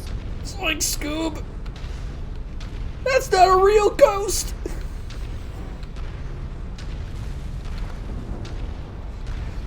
Yeah, absolutely. I love Scooby-Doo. I have done, references to that. And other sources that I'll mention since we're in kind of the, reaching out for other stuff.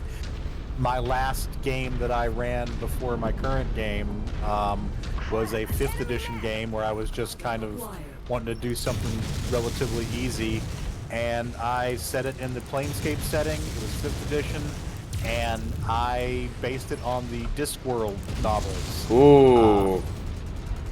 It was basically the Watch, the Ankh-Morpork Watch, but in this case, the player characters were essentially a weird investigations division of the police in the city of Sigil. So they were like, if a scientist or a magician had done something that endangered the city, like an experiment got out of control, they were the people who were sent in to investigate. When things happen that are too weird for even the normal wizards to explain, like this shouldn't be working. These are the guys they call in to try and figure out what's going on and how to make it stop. Oh yeah. And they are, of course, in the spirit of the Discworld City Watch, all misfits themselves. So they all have, strange abilities or, come from weird backgrounds. It was just a blast. Yeah, you mentioned Discworld, and there was what was it? Dresden. Dresden Files, sure, yeah. Yeah, Dresden came to mind. I was like, there's some cool elements you could pull from there. Same thing with Constantine. Absolutely. Yeah, comic books in general. Superhero comics do have a lot of overlap with the kind of epic fantasy that D&D does. So one of the things that I have for years had on my to-do campaign list was essentially a riff on one of the classic X-Men storylines where they essentially are trying to escape from people trying to kill them, and so they use this magical artifact that wipes their memories and essentially gives them entirely new lives. And I thought that would be a really cool way to kick off a D&D campaign. Like, you have no idea who you are. You have no idea how you got here. Your adventure begins trying to figure out who the fuck you are and how the fuck you came to be here. Yeah, and that can be fun. Like, not knowing your character's backstory. Now, mind you, if you're going to do that, you gotta work with the DM. Oh, absolutely, absolutely. Or the GM who is going to set that up for the entire party, mind you, has to say, hey, look, I want you to give me some broad strokes about your characters, but the way I'm pitching this campaign is we are going to essentially start you guys with no memory of your prior existence. You guys can give me some limits of what you want your character to have been involved in or not been involved in, but basically the campaign will largely be about discovering what it is that you have forgotten. Yeah, and for all you know, you could have done something heinous, or you could be completely innocent. You don't know. Actually, my specific pitch was that there had been a great war in the heavens. Like, adventurers had essentially saved the universe from this guy trying to steal the power of the gods, but in the process had essentially lost their memories and been cast back down to the mortal plane. And it's 20 years later, and so people they meet will kind of remember, hey, you look like one of the famous heroes or something like that. And the idea would be that all of them are the player character party of a previous adventure, except one of them is actually the lieutenant of the bad guy who was there. Oh. He or she is the odd person out and doesn't even know it. We'll discover that and then have to decide how to react to that information. Am I going to go back to being a bad guy? Am I going to stay a good guy? What am I going to do? Yep. Another film that just came to mind, though, that would be really cool is V for Vendetta. Okay, sure. If you're playing that, like, we're fighting an oppressive government, we gotta stay hidden kind of thing, and you can incorporate everything that V does with a whole group. Yeah, absolutely. Like, you don't have to have it all be one person. No. And that could be fun.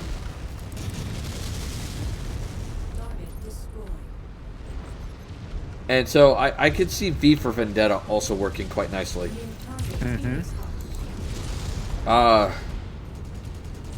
What else is there? You know, we have not covered a single anime. And I feel like we've missed out somewhere. I've mentioned many times about the convention game where I got to play in the realm of Slayers, which is a particular favorite of mine. But yes, there are lots of fantasy anime, and honestly, the bulk of the fantasy anime we have probably seen came out of a renaissance of Dungeons and Dragons in Japan, where people were just playing the hell out of that. Oh yeah. Overlord is a great example. Record of the Lodos War is sort of like the classic serious fantasy. Well, here's a fun fact, and you probably know this. The first season of Record of Lodoss War was a D&D game. Yes, yes. I remember hearing about that, and I was like, that's neat as hell. Yes. So, Structure is dead ahead. so Record of Lodoss War, yeah, definitely a great example. What else is there? A lot of the going from a video game to into the video game world stuff This squad of VTOLs moving towards you. can also be D&D-ish, Sure. depending on the anime and the game. Yeah. Like, I wouldn't recommend Dot Hack. That would not make a good D&D game. No. I was just writing that bastard. Writing what? Dot Hack?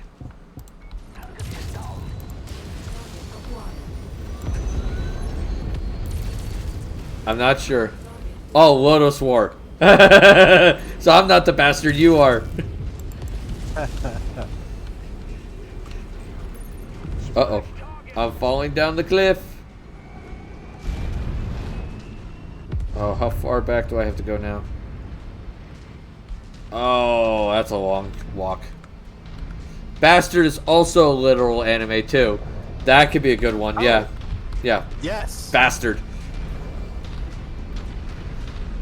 Yeah, the magic was entertaining there. Other fun animes. There's the classic, which is Fairy Tail. Everybody likes to bring up. I know that was a big one. Trying to think of others. Let me think. Slayers is my classic comedy anime, you know. But there are others that I enjoyed. Rune Soldier Louis. Yeah, that was the one I was trying to think of. I was like, I know a couple of the characters. I could picture them. I just couldn't think of the name of the anime. I was like, fuck, what is it? I freaking love Rune Soldier Louis. It is just, yeah, a hoot. Yeah. I'm trying to think. What else? God, there's one I'm trying to think of. That was like someone did an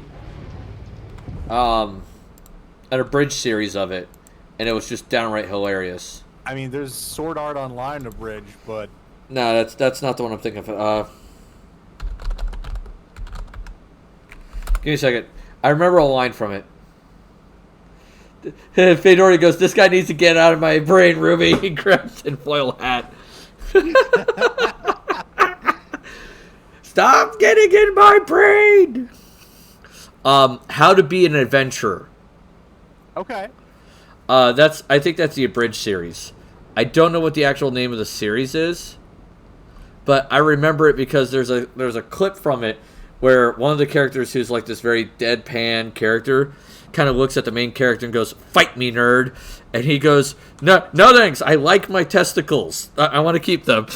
And then she kind of looks at him and she goes, "I'll give you a treat." And he's like, "Are you still on about that?" She goes, and then she like pets his hair, and he goes, "You're so soft." And he goes, "Thanks. I use good conditioner. Please leave me alone." and then she pulls out a sword and goes, "All right, then fight me, nerd." And he goes, "Damn it, there's no way around this, is there?" She goes, "Not really." And he goes, "Fuck me." And then she's like just deadpan looks at him and goes, "I plan on it." It's like, ah!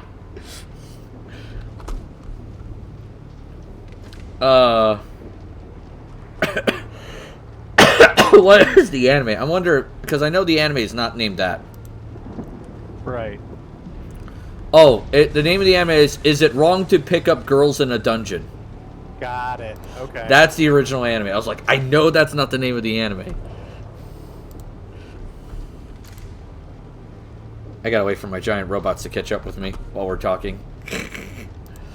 I'm trying to think of other games or anything that stand out to me that are like, you should use this to make a better D&D game. I'm trying to think though. Surprisingly, the Doom games. Okay. I mean, I can kind of see that. At least for the story elements. Not like the gameplay or the action, but like the straight up lore.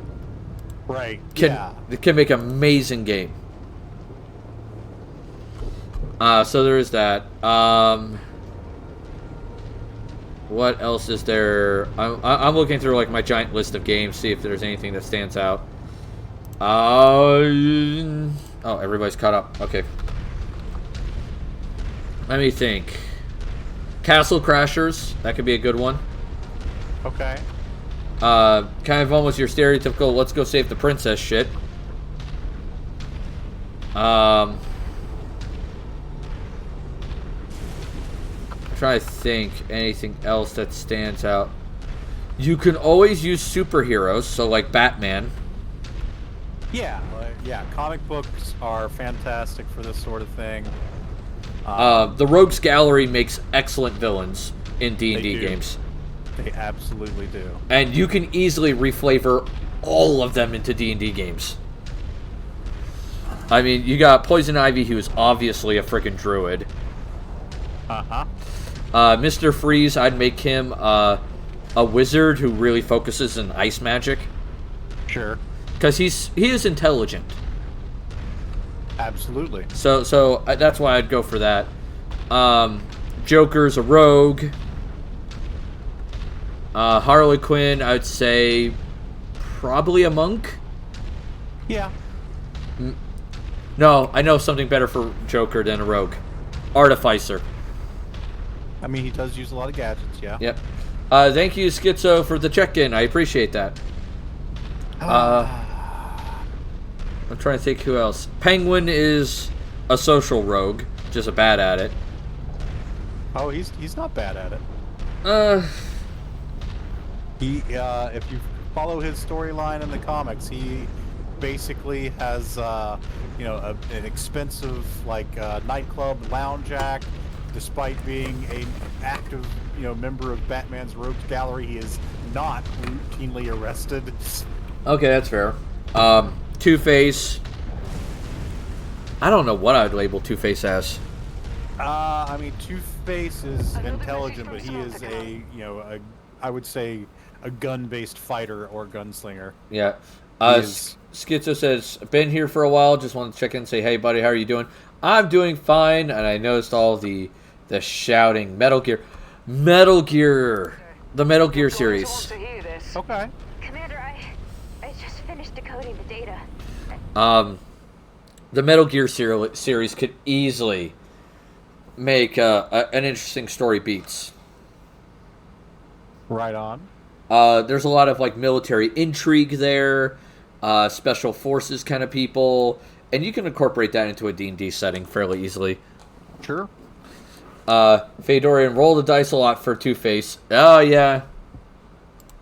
I know who's responsible. responsible for Okay, the I attack have on my made a father. major I don't upgrade believe for it, us but in it's my own Minecraft. family. It's strange You know timing. the cave Fled of the Federated berries, funds long ago after a failed The attempt cave to of... insert my grandfather. like the cave you They made for like appear the to have taken oreberry refuge bushes. in the Yeah. Draconis Combine, supplying They're now being Astria with auto-harvested. classified information Nice. about my How did you family. accomplish that? They're it's a plant gatherer, or plant interactor. Excuse me. I was doing trips all around the globe using my infinity drill. Like, I got to get more resources. And then I realized, because I've been thinking about other mod packs and their renewable resources, like Mystic Agriculture, I'm like, there's nothing like that in this pack. And then I remembered, yes, there is. There are ore berries. Yeah, we have the ore berries. And if I could harvest them automatically, that would be at least a trickle of constant income. So while the server's up, these things will be running. And so I played around, and sure enough, one of the two plant machines is able to harvest them. So then I have Nice. the berries cooked into nuggets. The nuggets routed into an ender chest. The ender chest is being picked up by the storage system and thrown into the drawers. Nice. Our employer wants this area cleared of all tanks. Alright, that makes sense. Get Addy Bear getting a capture card so I can stream Metal Gear Solid 1 on the PS1. Oh, that's a classic. Yeah, Metal Gear Solid is a classic game, and you got a lot of good story elements there. Detecting targeted battle mech in the area. And I would heavily recommend it.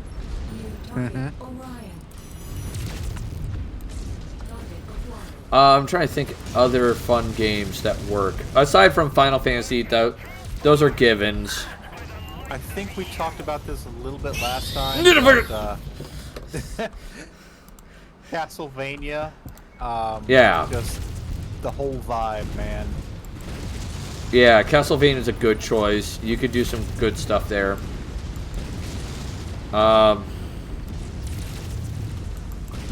I'm trying to think of other interesting ones. Kid Icarus. Ooh, I haven't thought about that one in a while. Yeah. Yeah, that's a good one. Yeah, pretty much anything with like a fantasy adjacent concept, or at least a storyline that you can use. It might be hard to do like Super Mario Brothers in your D&D game because there's not really a story to speak of.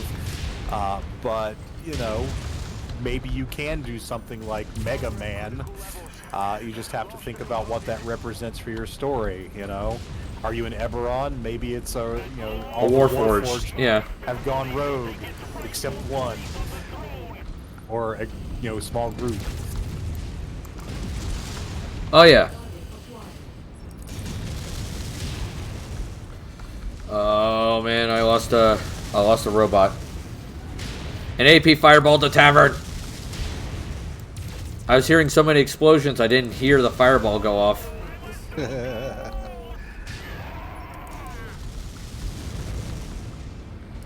Oh man. My chicken pit seems to be secure now. I have repopulated it, and I gave it a roof to protect it from lightning strikes, which is what I assumed took out the last version. Yeah, that could possibly be it. Oh man. I'm trying to think of others fun ones. The facility has gone cold, Commander. No Yeah, I did it sneakily. incoming transmission from Samantha. No, That fireball. was really amazing what you did for my family. This plot against us has been in the work for generations. And now it's Oh, Thank what you. else is Thank there you that could be for- fun? Look at me getting all sentimental. Well, a deal is a deal. I'll head back to Okay, my so father, I have and I'll make sure you provided get a us little with some something renewable extra for metal your efforts. resources. I feel Nice work, good. Merc. Warband, Mountain Blade, it can be interesting, but that's more historically accurate. Trying to think what else. Subnautica, if you need some like crazy underwater creatures. Sure. I I mean, you can find inspiration just about anywhere. I remember a friend of mine, he had the Sega, and of course I was a Nintendo household, but I got to see some of the Sega games at his place, and I just remember watching him play, I think it was Shining Force 2. Oh man, that brings back memories. Yeah, and I believe there was a character who just looked like a fucking rat man. And just the visual of this character just inspired me, and I later based a character on him in a Planescape game. Addy Bear, anyway, I'm going to sign off. It's 2 a.m. here in the UK. Need some sleep. Hope you have a great stream, bro. Thank you for your support in my streams. Hey, man, no problem. I appreciate you being here, and I show up whenever I can. That's another 80-ton mech. Alright. No. Alright, so... how many is that? 70. I guess I can get rid of a Warhammer. Yeah. Send that to Warhammer. Oh, kill 3 Stalker mechs. Thank God. I thought it was turn in 3 Stalker mechs. Jesus, I was about to say, no! Oh boy, here we go. Oh, I can't repair anything here. That's great. We'll go here. Have a good night, everyone. Smurf love all around. Thank you, man. I appreciate that. What else is there? I'm looking at my casual games now. I don't think I'm going to find anything here that calls out. Graveyard Keeper? Could be, yeah. If you kind of want that, like, really dark and, what's the word I'm looking for? Kind of off-color humor. Yeah, macabre. Yeah, very macabre humor. Well, what about Stardew Valley? Stardew Valley is also an option. That's true. You can do a lot with that. Yeah. Your player characters being like a party of just, you know, frontier farmers trying to protect their land and make it prosper. And, you know, it turns out, hey, there's some crazy monster shit here. Yeah. And you gotta deal with it. It's like, okay.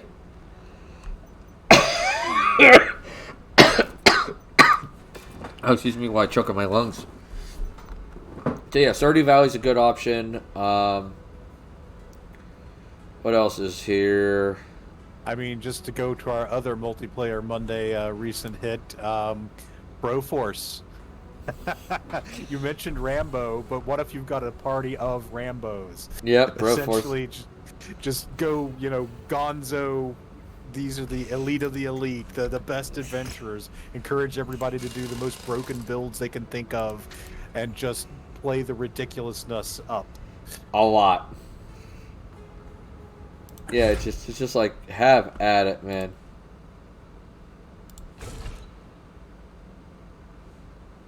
No, I need LRM ammo. Never mind.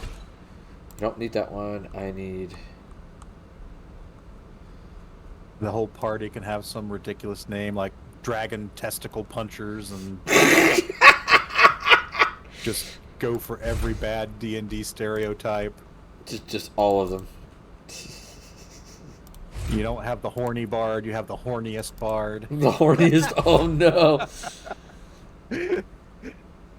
Ines, I'm thinking about painting my Cyclops battle mech miniature later. Cool, dude. You'll have to share that picture with me later and let me see it. That'll be cool as hell. Absolutely. We appreciate good miniature work here. Oh, did I lose the Gauss? Do I not have any Gauss? Tell me I have a Gauss. AC-20 burst fire. No, I have a Gauss. There it is. I was about to say, I have to have a Gauss somewhere.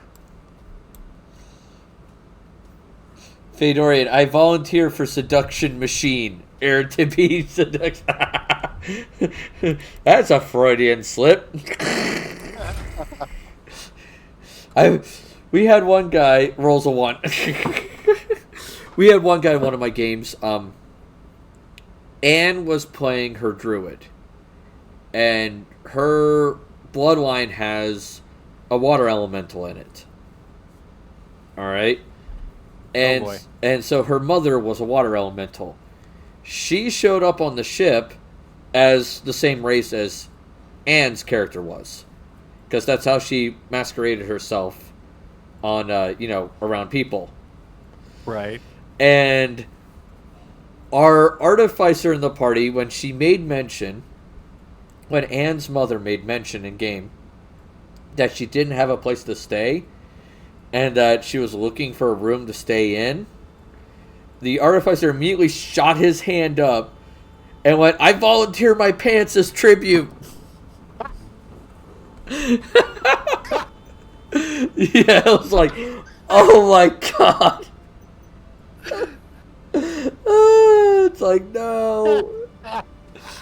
We couldn't keep a straight face, none of us, for like 10 minutes straight. Like, none of us could stop laughing. Because, like, one of us would start to, like, get our shit together. We're like, okay, Yeah. I'm fine. I'm going to stop laughing. And then, like, someone at the table would start laughing. And we're like, fuck! That's perfect. It's like, God damn it. I volunteer my pants as tribute! Oh, no.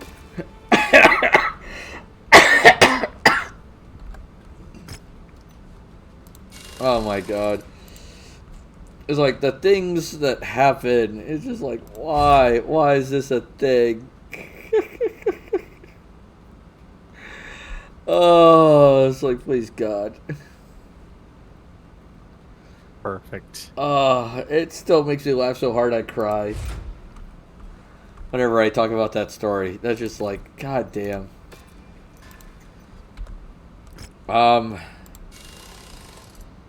Okay.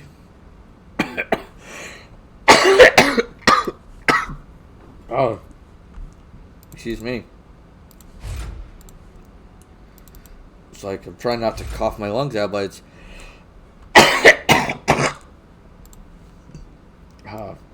But it is not cooperating with you. No, no, it is not. It is being like, hey, buddy, screw you. Ugh. Ow. Oh, man. Oh, I have 2 jump jets on this. Do I want to keep the jump jets on it? I mean, I have plenty of armor everywhere, so fuck it, sure. Alright, and that's an 80-tonner. So, it'll be a good second row, I think. There you go. Awesome. Archer. Okay, cool. Oh, I forgot to paint it. Apply all, select all. Boom. Now he has the proper paint job. Outstanding. Outstanding. Oh, yes. Let me see what else I got on here that could be entertaining. Soul Calibur. Sure. The Soul Calibur series definitely has a good story to it that you can incorporate into a D&D game. Evil Sword grants, like, insane amounts of power, you know, and the results thereof. Mm-hmm. Let me see what else. I guess you could do the Wolfenstein games, but I wouldn't recommend it. That's more a little too heavy on the World War II. Anything SCP is probably good. You can incorporate those because they have some kooky shit. What else is there? I'm looking. Give me a second. Secret Neighbor. You could do that. That could be kind of fun. Party Hard is not a game I'd recommend, but the idea of it could be entertaining. And that's, you have like a serial killer who's been killing people. Mm-hmm. And you have to track them down.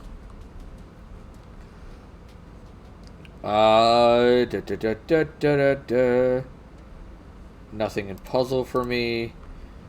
RPGs. Oh, there's going to be probably quite a few in here. One. Bard's Tale. That's a good one. Disgaea, Dragon Age, Fable. Fable.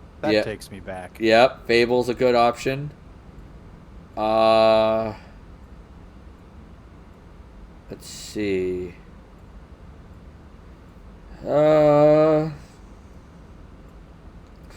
If you want a good way to do Amnesia, play through the game Knights of the Old Republic. Mm-hmm. That is a great way to do Amnesia. Because you don't even realize you have Amnesia. Yep. Until much later in the game. And that's kind of cool. How they did it. Hey, Shaz Dog, how's it going? Let's go. Yeah, it's been a hot minute since I played KOTOR, but yeah. I'd recommend that. Tales of Symphonia is kind of good if you want to get like a good example of how to incorporate a powerful world religion without making it seem absurd. Mm-hmm. So there's that. So that's RPGs. Let's see what I got. I'm down to simulation now. Barrow Trauma could be fun if you want to do like kooky underwater horror shit. Black Sheep, I'm doing alright, man. How are you? Going Medieval is a good example of how to build like a castle town stuff. So there's that.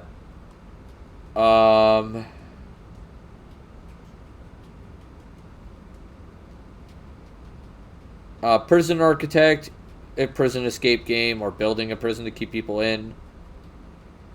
Those are both good. Mm-hmm. For strategy, let's see any strategy games that come out.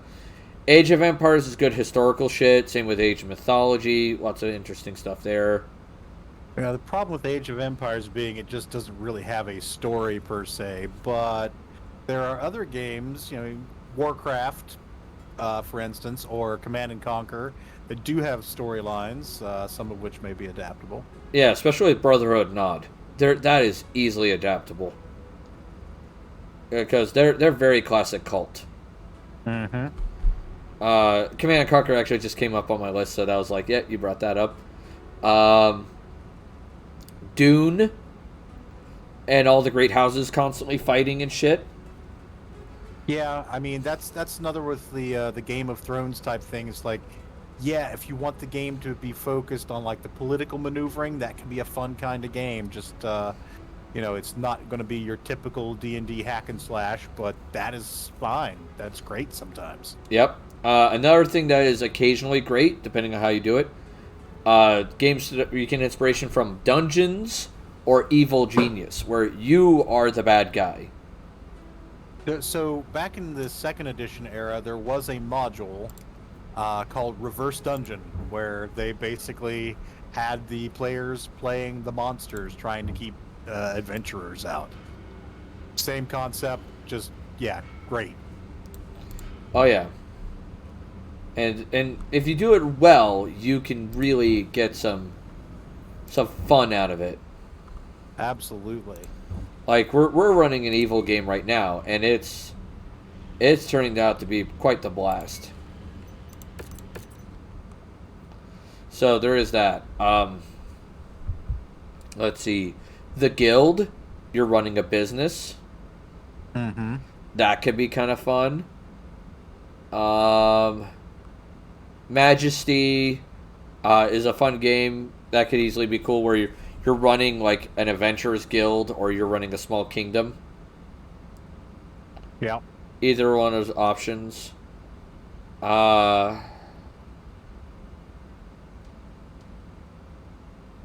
Let's see. Starbound could be interesting, and here's a concept that sometimes I've seen played, but I never got to see it in the long term. Someone playing a character who's from an advanced civilization, yeah, that came down to a fantasy world, and cannot contaminate the fantasy world. Okay. So they're pretending to be an adventurer. Yeah. Until they get essentially rescued. That could be a fun concept to play. Yeah. It's like, I know how technology works, I know all this crazy shit, but I can't talk about it. It's like, son of a bitch. The XCOM series. Fedorian, secretly a dragon. Yeah. XCOM, yes.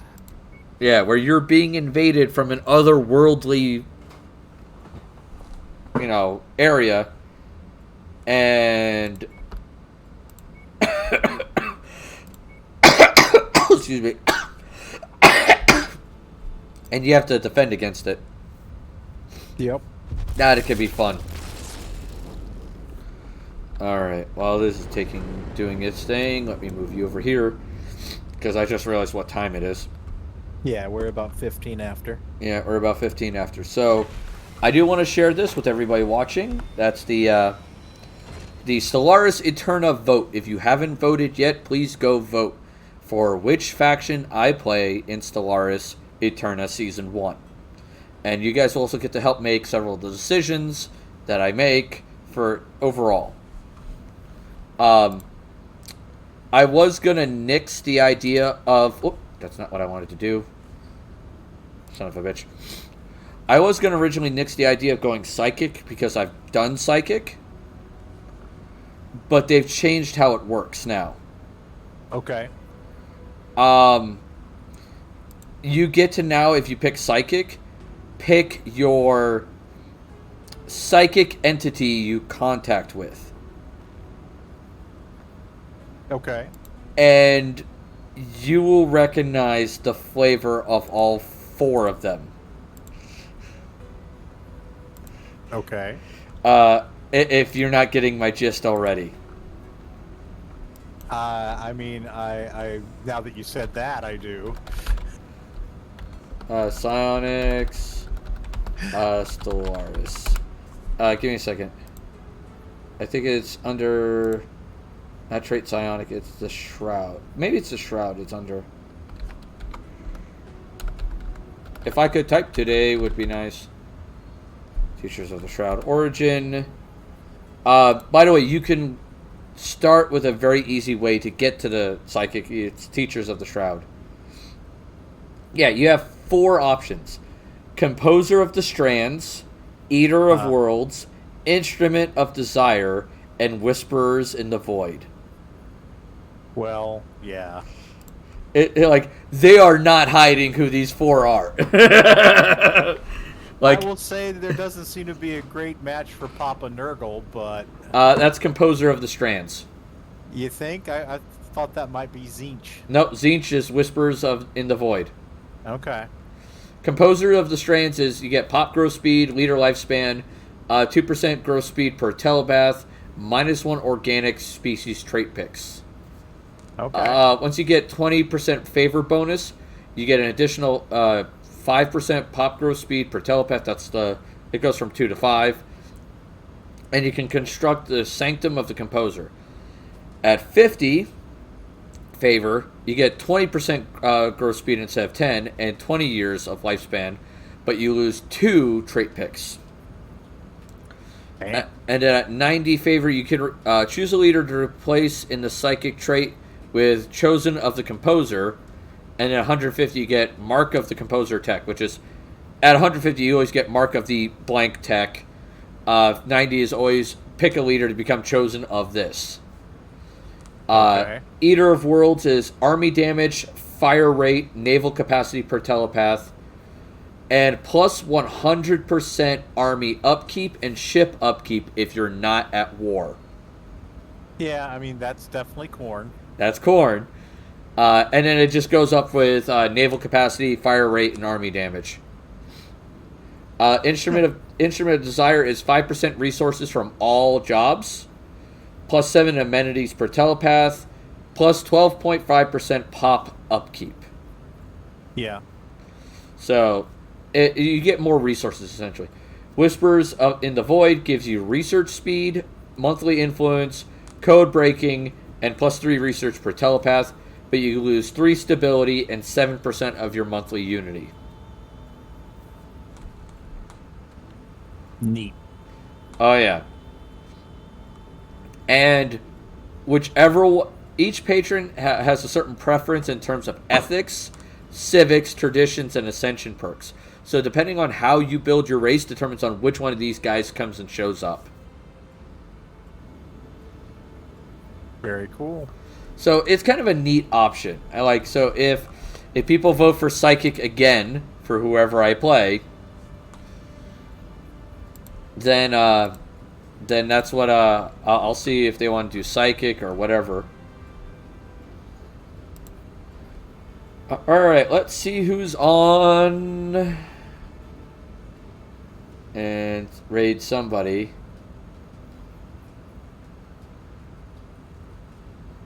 I really wish my computer would stop losing its shit.